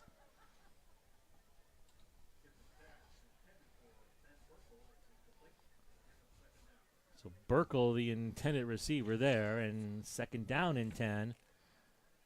If they want to keep putting it up in the air, might as well go ahead and just intercept the thing. I believe that was Owen King coming off there pretty gingerly as well. He took a seat on the bench. Back to throw again is Kipper. Rolling out, fires it towards the end zone. The ball is lost. They're going to call the referee in the end zone called incomplete. It looked as if he caught it, then lost it. And if he loses the ball through the end zone, that should be a touchback. The other official, I think, is calling it a catch, and the two of them are discussing right now what to do about it.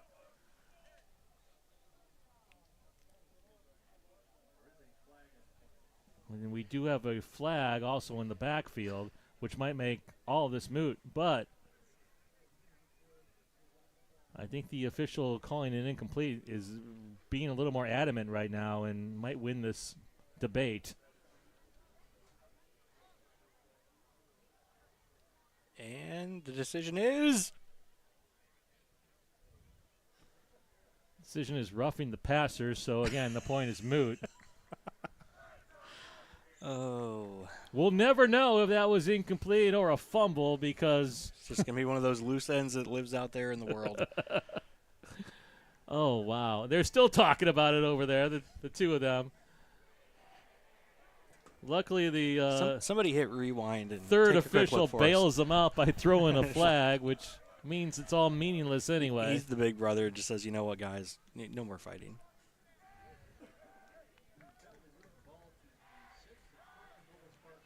So first and goal down to the 6 after the roughing the passer, and the Spartans are trying to score yet again.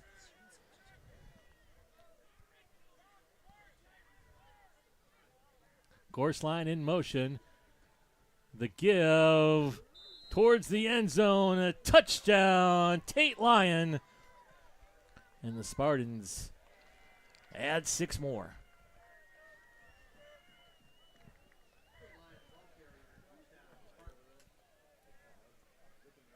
So tonight looking like a lost cause, but again, the prize is still out there. Well, and I was just going to say, you know, is this the point where you start kind of pulling your first string, give them a little rest, let some other guys see some action?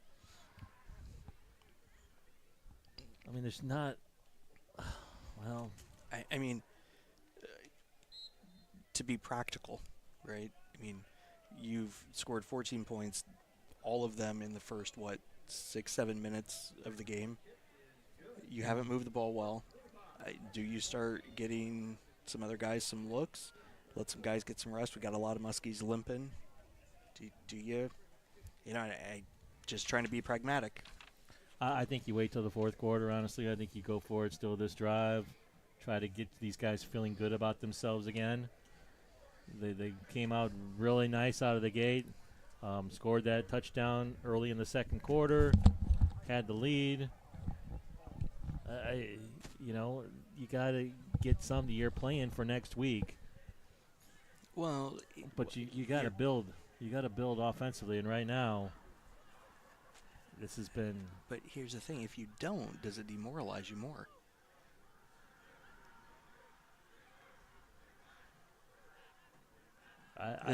The philosophy of football, folks.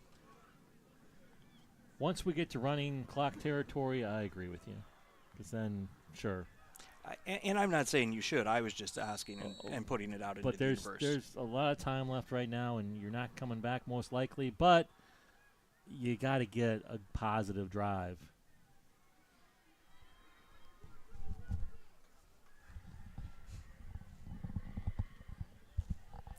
And plus, selfishly, I just want to watch Ty run for another 70-yard touchdown. Valid point. And again, I wasn't necessarily saying that was my suggestion because, again, in Tecmo, you didn't have subs, so.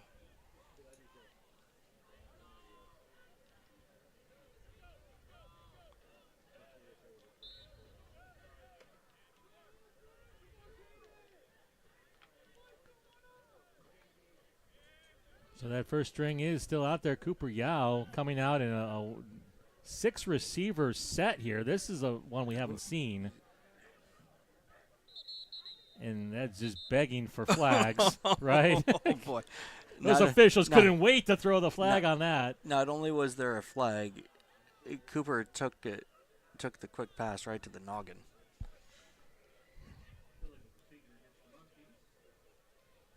So what did we actually do there? I was busy watching all of it. It was illegal motion. So 5-yard penalty on the Muskies. And I don't know when we'll see that formation again. But it's there. They have it in their bag, apparently. Here's that double handoff. Cooper Yao had some room. A little had break. Some blockers in front of him, too. That looked to have some potential, but ends up only being about a 3-yard gain. And historically, that play's worked against several teams. Mm-hmm.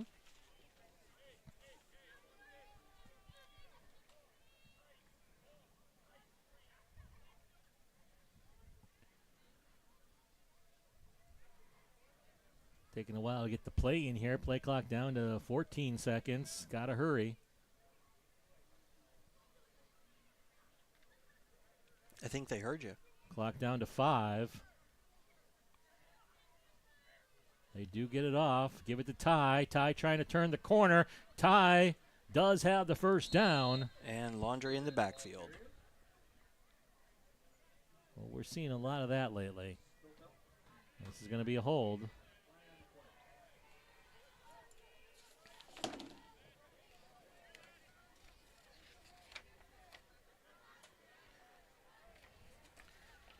Wipes out a 13-yard gain.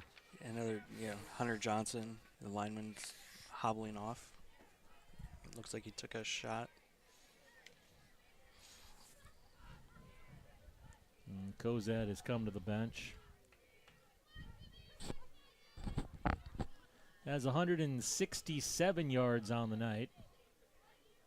A couple of touchdowns. And boy, they marked a lot off that play all the way back to the 12-yard line. Youch. So you wipe out the play, that's about a 25-yard difference right there, quarter of the field.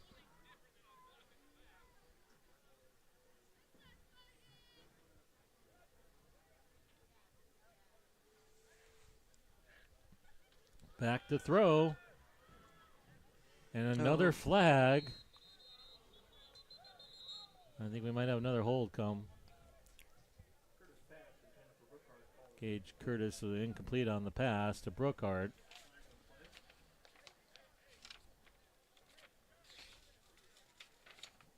And that will push it back even farther towards the end zone.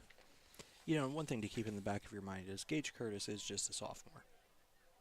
So these, you know, even looking forward a year or two, this is going to be an invaluable year of an experience for him as he looks at the next couple years of his career. So 2nd and 24.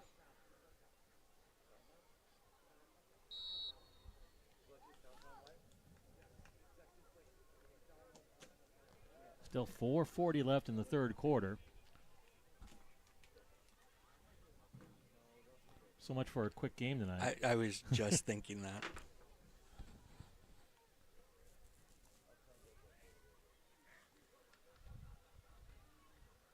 Yao gets the carry and losing a couple more, and the Muskies are going the wrong direction on this drive. Did not fool anybody on that one.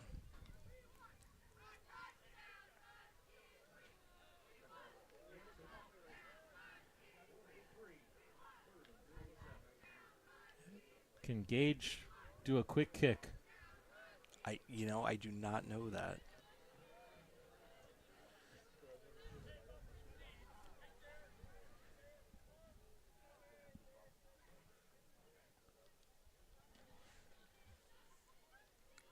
So this is danger zone. Well, I guess that point's moot anyway. You can't really quick kick when you go out under center every play. So it kind of wipes that idea out. But the punting unit will come out here on 4th and eternity.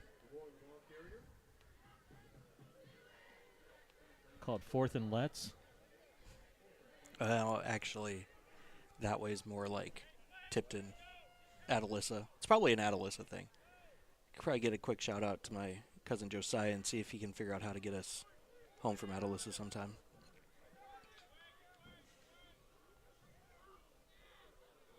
And we have a flag. We've had a lot of flags in this third quarter.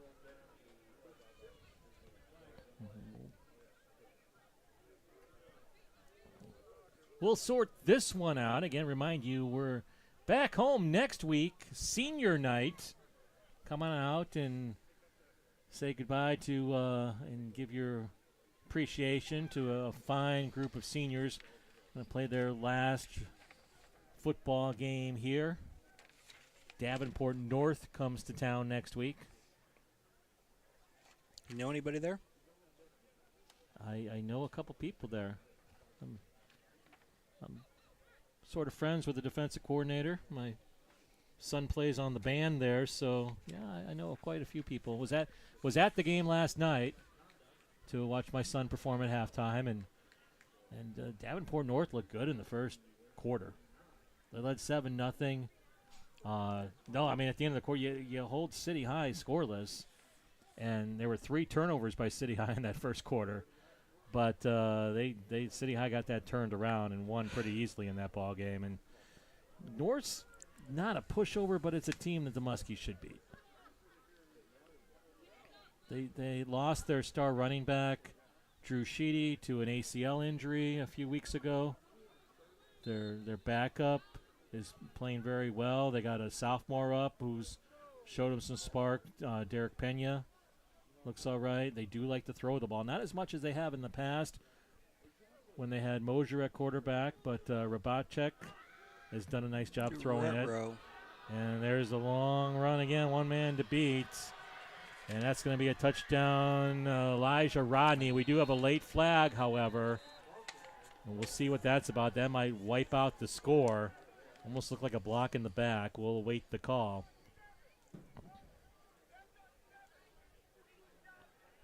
So to finish the thought, you can't go into next week expecting that W. You do have to put in the work.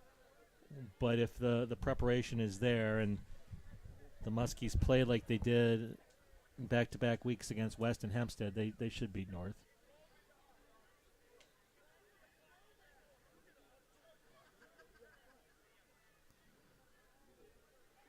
Looks like they'll wipe the points off the board here, and as the Pleasant Valley team is marching backwards. Officials definitely taking their time. This group likes to talk to each other. They do. They do not have dinner reservations anywhere.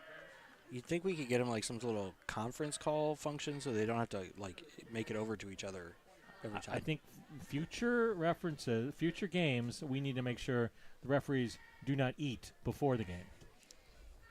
Then maybe the conferences won't go this long because they need to eat after the game. And we're all winners. Mr. Vitale, can you have something ready for the man? So holding is the call finally. The call made 3 minutes after the flag was thrown, and we're set up here at the 20-yard line with 3:04 left still in the third quarter.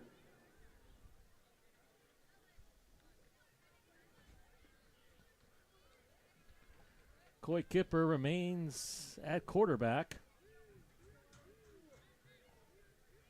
Here's the pitch. Trying the near side. They have the corner. Defense finally fills the gap and stops. And that play just inside the 10-yard line. As Ben Burkle. And guess what's on the field? Another flag. Oh my goodness. So we'll huddle up again. All four of them will discuss this. It's almost comical at this point. It is.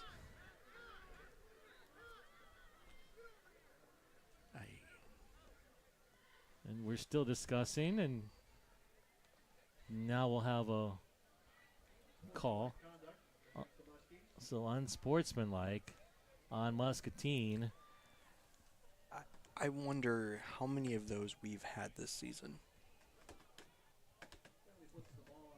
I think we've had more this season than I can remember in several seasons prior combined. And I feel like it's always when we're losing. It's just it is. It's frustration that's not channeled correctly, and it has been a trend.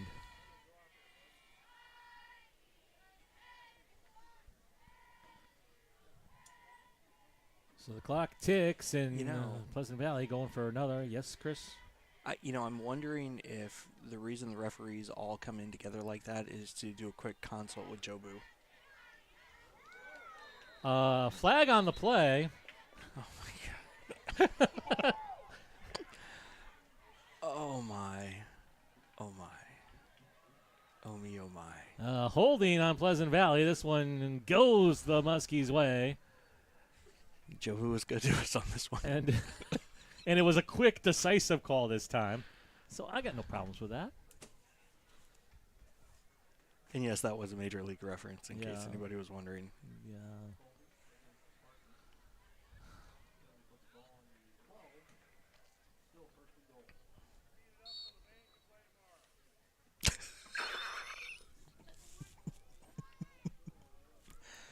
I'm sorry, folks. Some fan had the most articulate referee complaint I think I've heard in a long time, that they need to hurry up because the band needs to the field to play tomorrow. Here's the give. Spins out of one tackle, goes out of bounds at the 5-yard line. Elijah Rodney, and I believe there are no flags. But the clock will stop going out of bounds. But that ends our string of like 4 straight plays with Laundry on the field.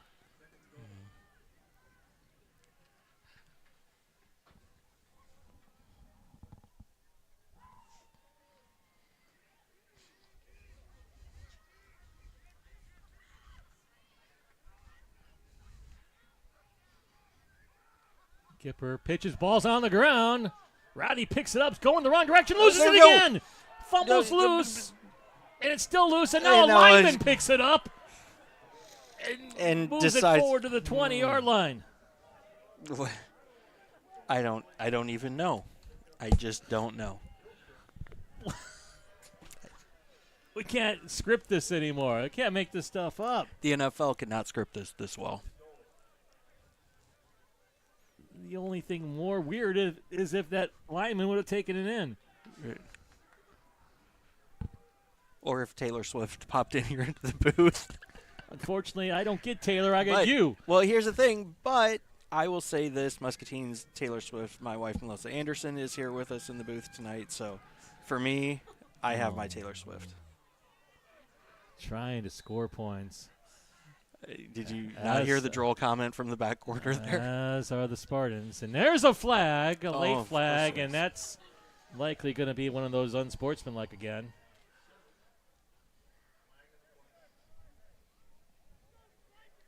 And that would have been, I believe, a 4th down upcoming at the 7. And instead, if this is what we think it is,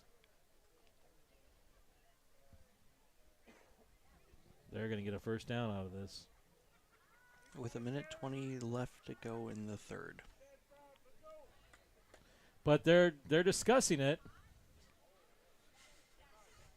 Jobu had to take a break before he could decide. This time unsportsmanlike on both teams. Okay. So that should just make it 4th down and goal. Seeing the flags happened after the play was over. So 4th and goal, and it looks like the Spartans are going to try to get a little practice at their field goals here.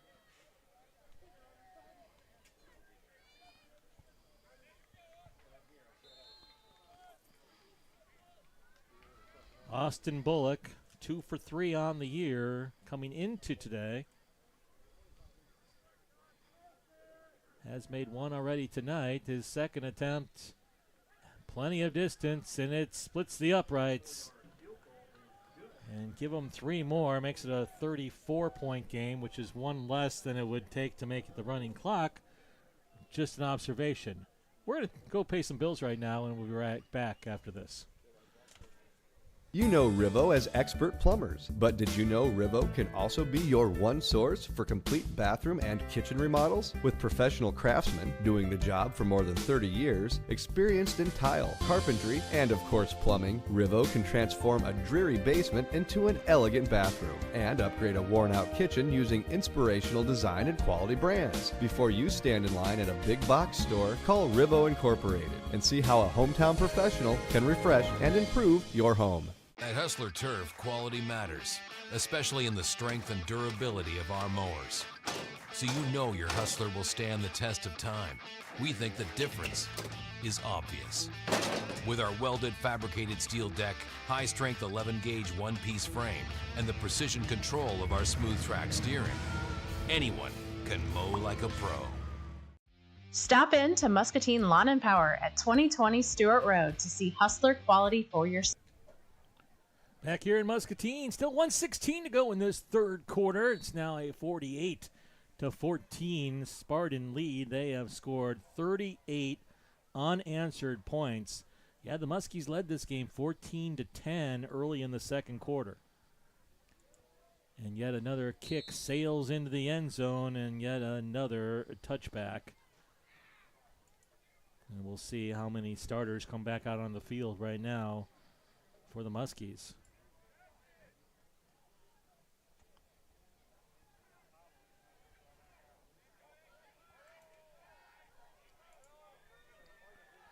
We did get an injury update on the young Jackson Phillips. His mom reports that he will be ready to play Sunday afternoon. Sebastian Gabor into the game right now, as it looked like Ty Cozad and the other mainstays on offense, their night has come to an end. Predicted the future. Cozad finishing with unofficially 167 yards on the night.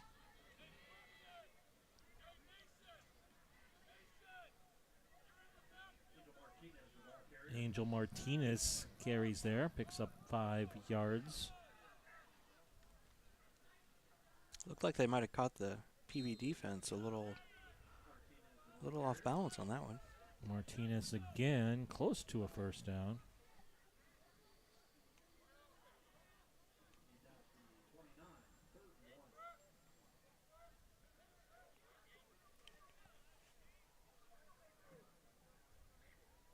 North Scott leads, Clear Creek Amana 16-7 at the end of the third. Not that that has anything to do with us other than a friendly MAC cohort. So third down and short upcoming. Nice gain there, and still on his feet. Martinez, one of the better runs of the night, 21 yards. Looks like Cedar Rapids, looks like Linmar has hung on to beat Davenport West 7-6. That is not how I would have anticipated that game going. West missed a 25-yard field goal in the fourth quarter that would have pretty much won the game. And we have reached the end of the third quarter, so we'll take a break. Be right back here on the Discover Muscatine Sports Network.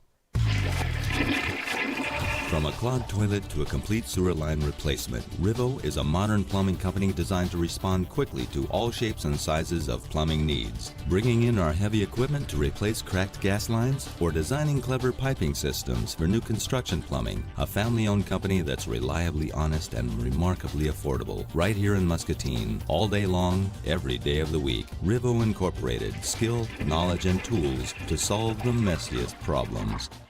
Have you heard the littlest things can make the biggest difference? Every day, bigs and littles are connecting in our community.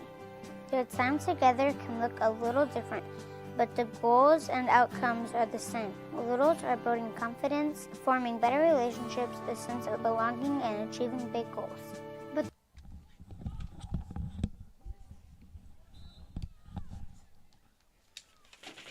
Roland Clement, Chris Anderson back here, starting the fourth quarter. Muskies have the ball at the 50-yard line. Here's the pitch. A little run there, and Aiden Lopez has a nice carry down to about the 42. Give a quick shout out to senior Lincoln Brookhart down there trying to fire up his Muskies from the injured reserve list.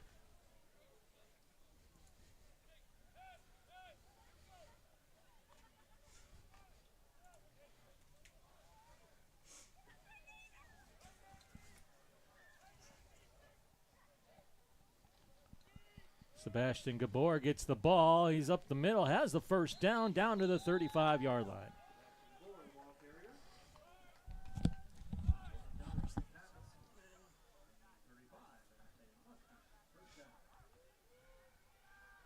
Cedar Rapids Prairie continues to put it on Jefferson, up 41-0 in that ball game.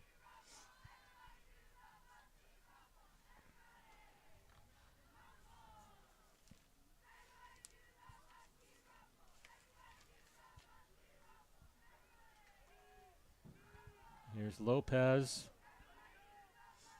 Trying the far end. Picks up another 8 yards. You know, Jefferson started the year off 4-0 and looking good. They were going up against Cedar Rapids Washington, who hadn't won all year.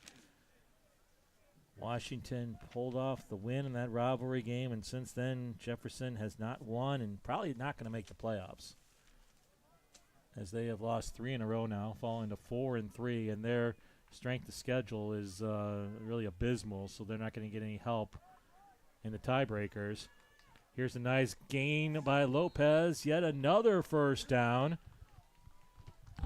And the Muskie backups are taking it to the Spartan backups right now, moving the ball nicely down to the 15-yard line.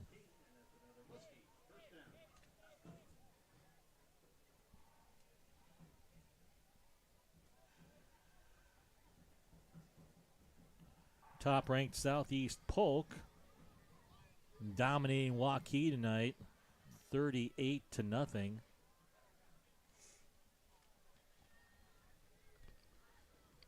Again, they go to Lopez, and there's a late flag. Will conference, and maybe a horse collar, it looks like.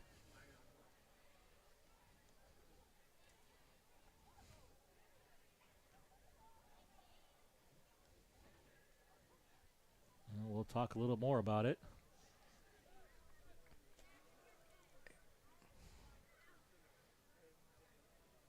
Are they huddling for warmth?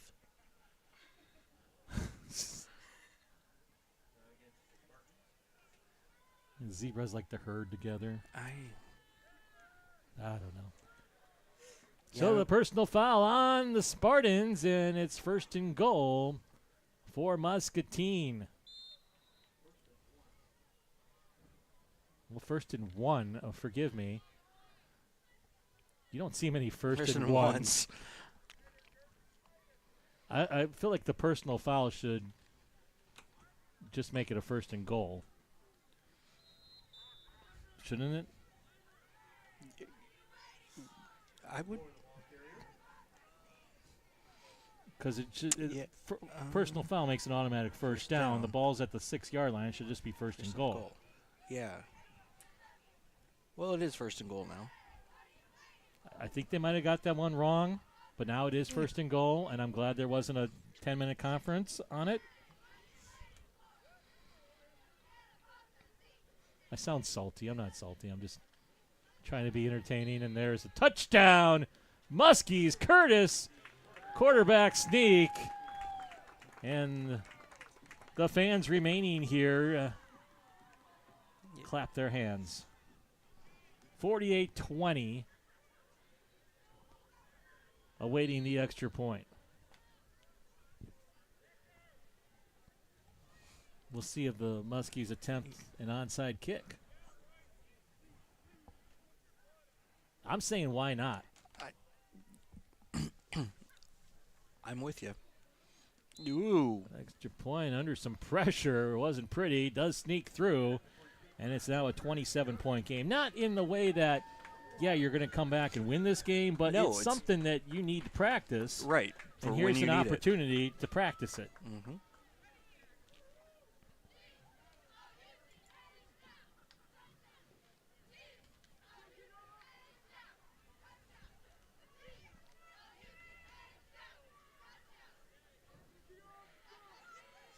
So an impressive drive by the Muskie second unit.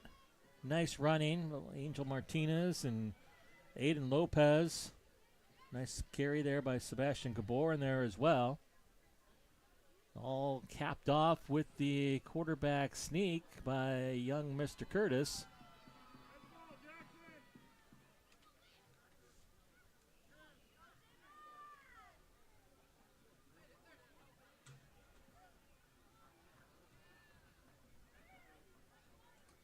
Still a lot of time left in this game.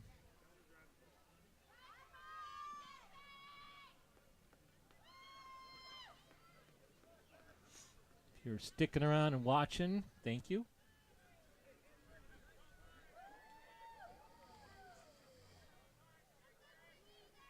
We'll see what Othmer will do here. The wind is at his back. Pleasant Valley not expecting the onside kick. They're in a traditional return here.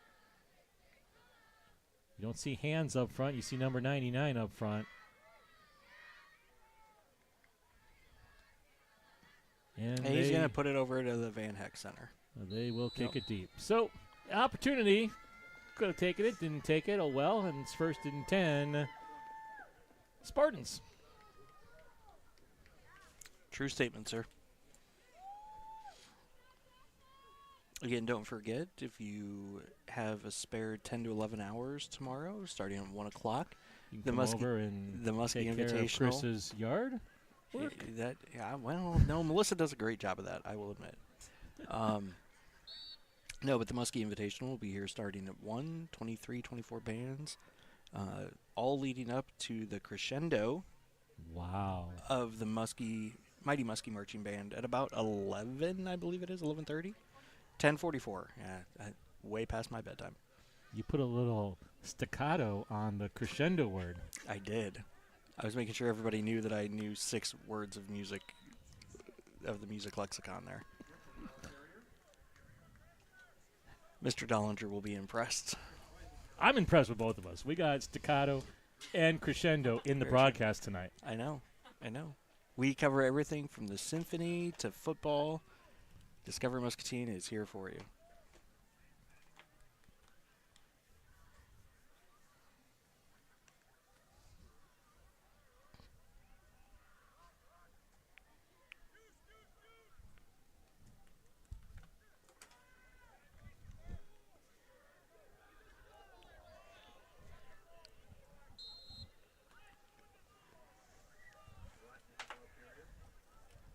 Rodney carries it for a first down.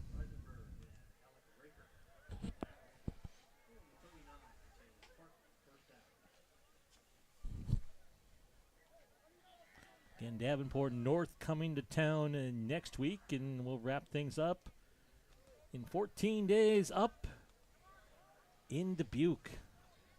The lovely city of Dubuque. At least we didn't have to go there twice back-to-back like we did a couple years ago. Not a lot of room there for Rodney. Nice tackle. I actually thought about just getting a hotel room for a couple days and just staying up there for the week. Madrigal credited with the tackle. It's a nice. I lived up there for a couple years. Enjoyed it. Nice people. For some reason in my head, I thought that's the place in the world that former athletic director here, Tom Olses, disappeared to. I tend to get Waterloo and Dubuque confused. Very different cities. Yeah, I'm aware. I'm very aware, actually. A lot of movement, and there's going to be yet another flag, marking it back 5 yards.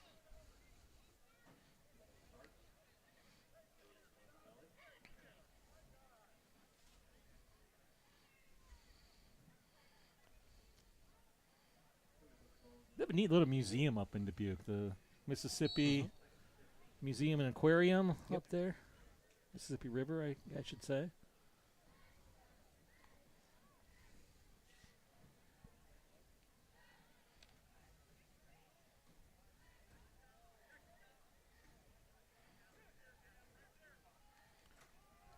Pitch to the swing man. I believe that's maybe Burkle. And he'll get it across the 40-yard line. He'll bring up third down as we're reaching the halfway point of this final quarter.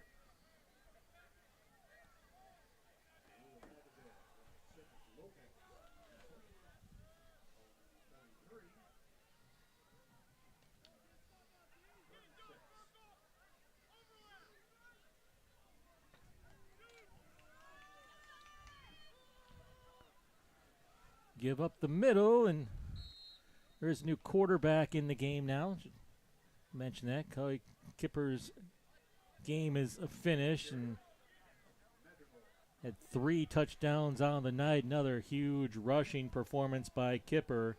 Is just magical orchestration of this option offense. Good decision maker. He is. He's a heck of a player. 4th down, they're going to go for it. There's a flag down. There's a flag down. Somebody was offsides. Looks like offensive.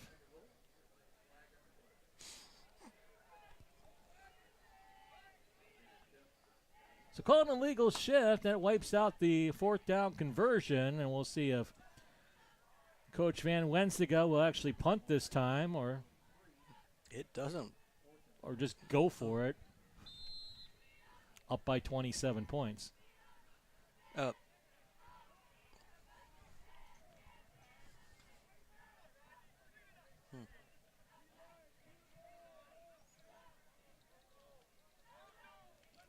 Interesting call.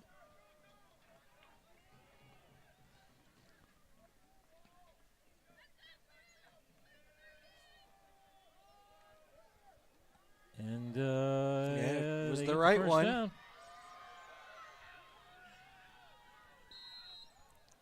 A little salt in the wounds there. Insult to injury, as it were. And we have a flag down at the 40.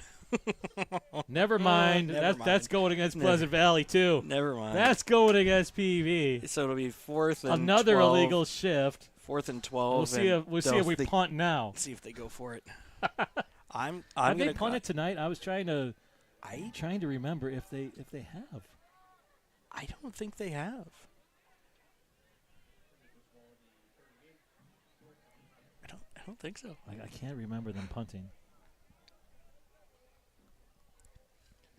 So maybe just trying to go through the game saying we didn't have to punt. Well, they did have to throw a pass. So did we. Yeah. Didn't have to, decided to. Well. So they are going to go for it on 4th and 12. Up by 27. And they might get it. Oh, my. Well, it was the right call. No flags this time, and yeah. Yeah? Yeah.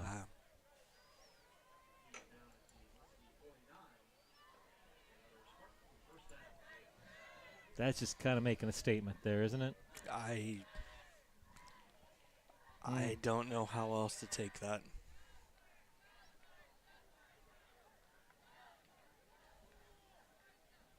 Belly play up the middle for a couple. You know, as I've said many times, it's your job to stop them. You know, I mean, I've said it to my son. I've said it, you know, watching college football. It's your job to stop them. It's not their job to stop.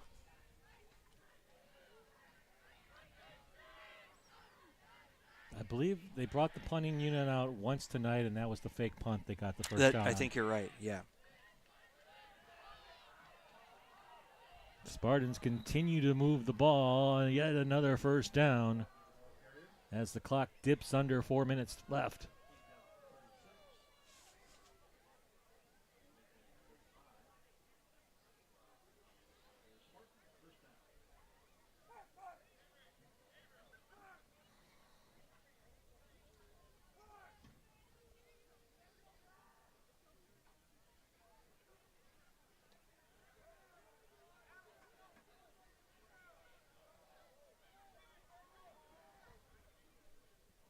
Fumble, ball loose.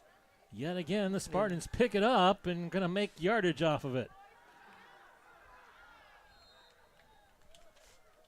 The ball is bouncing not in the direction of the home team tonight. You know, we often talk about those 50-50 plays that you've got to get to win ball games. I think the 50-50, the 60-40, the 70-30s have all bounced the wrong way tonight. Yeah, I can't really remember too many of them, if any of them, going the Muskies' direction. Also, there was a 68-32 one that went their way as well. I remember that one. Cedar Rapids Prairie does pick up the win over Jefferson tonight, 48-7, the final.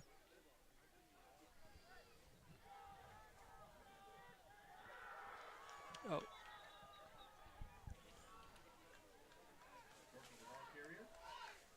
So Burkle picks up a couple. Kind of a dangerous-looking tackle there, but everyone gets up all right. Stiff arm to the face as well. But.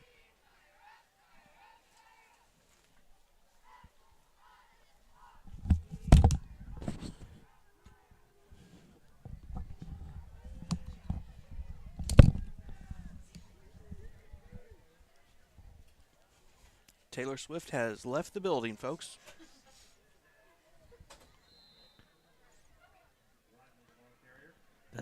That makes you Travis Kelce, and I'm not buying that. Yeah, I know. You know, the funny thing is, dude's got a show. I've got a show. He's got some facial hair. I've got some facial hair. He's about 6'5", and you're not. 5'6". Same numbers, different order. Mm-hmm. I tell you what, though, I don't know if it's true love or marketing ploy, but boy, Travis Kelce, his jersey's selling like crazy. He's on every other commercial now. Yeah. Nice tackle.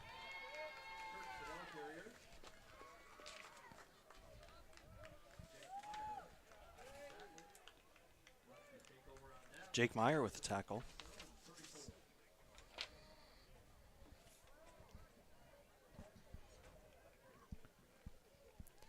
And we're roughly the same age. Apparently today is Travis Kelce's 34th birthday.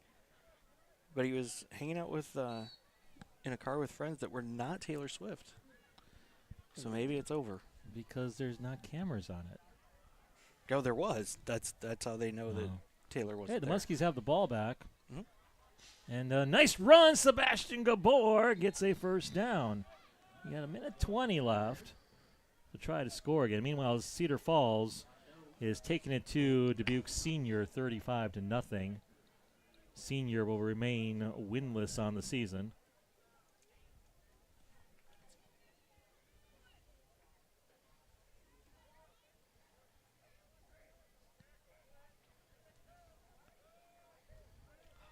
Here's another big gain, Sebastian Gabor, down to the 35. We have an amendment to the person covering that game in Davenport. The final was actually Linn-Mar 14, Davenport West 12.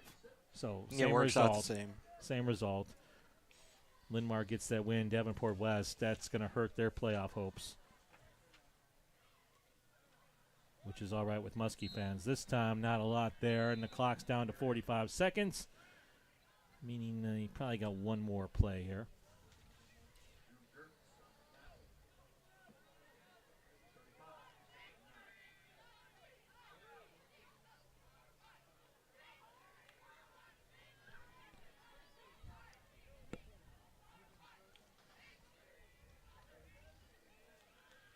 Give to Gabor, and he'll be brought down around the 32, and that's going to be that from tonight.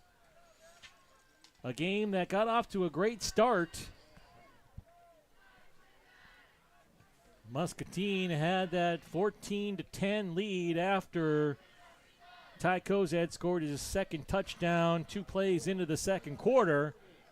But ever since then, Pleasant Valley really just workman-like performance. The defense really had trouble tonight with the option play. And Pleasant Valley, they're ranked number 5 in the state for a reason, and it's because they know what to do with it on offense. Not so much defense. They did give up 29 points a game. They gave up 21 tonight. That's going to might be their Achilles heel down the road in the playoffs, but they are a very good ball club, and they are heading to the playoffs. And they improved to 6-1 on the season. Muskies fall to 3-4, and it's clear cut now. You got to win your last 2 games. It is, and you're still going to need some help. Going to need some help. I think the help's going to be there. A lot of variables. I'll go back to work, and I'll tweet some stuff out. I'll have it all mapped out when Davenport North comes to town next week. Basically, he's going to go get a bunch of spaghetti, trace each line out, and hope for the best. Does that sound about right? Spaghetti, yeah. Down in my basement, right? Yeah. It's playoff I'll spend math, 3 folks. days down there. Playoff math. Maybe find the Hope Diamond and, all right, so. See what happens. You got a player of the game? Tough. And actually, I'm usually the unconventional player of the game choice. I'm going with Lincoln Brookhart. Reasoning? Muskies, I believe it was the beginning of the 4th quarter, struggling. Lincoln's down there on the sideline, on crutches, yelling, trying to get his team back together, pulled back together, because he knows there's still 2 games to play. And that senior leadership, that's what this team needs. It's what they needed in that moment. We'll find out if it worked. We will find out next week. Same bat time, same bat channel. We'll be on all our platforms on the air. Discover Muscatine Sports Network as Davenport North brings their 2-5 record to town against the 3-4 Muskies, who need that win, and they need to win the finale against winless Dubuque Senior. It's all there for the taking. Just got to flush these last 2. We always knew this was going to be the toughest 2 weeks of the schedule. Turns out to be true. Turns out to be true. There were some glimmers of hope the last couple of weeks, especially tonight, that first quarter. Some nice things there. You got to take those things, build off of them, go back to work, because it's still all there for the Muskies to attain their hopes. Find a couple new wrinkles to put in and hope for the best. No doubt. We will be there one way or another both weeks for you as we try to bring this home to the playoffs. But that's going to do it for us tonight. Want to thank you all for staying with us. Hopefully you were a bit entertained. That's about the best you can ask for with me here. With Chris, that's about all we can hope for. Yep. Until they, like Travis Kelce, come up here in the booth with me. Yep. That's what you get. Maybe in a few years. But for the aforementioned Chris Anderson and all the hard workers behind the scenes, I'm Roland Glenbine. Appreciate you all joining us tonight. Once again, score not going the way we needed it to go. 48-27, 48-21, the final score tonight as Pleasant Valley gets the victory. Until next week, have a great one, everybody. This has been a presentation of the Discover Muscatine Sports Network.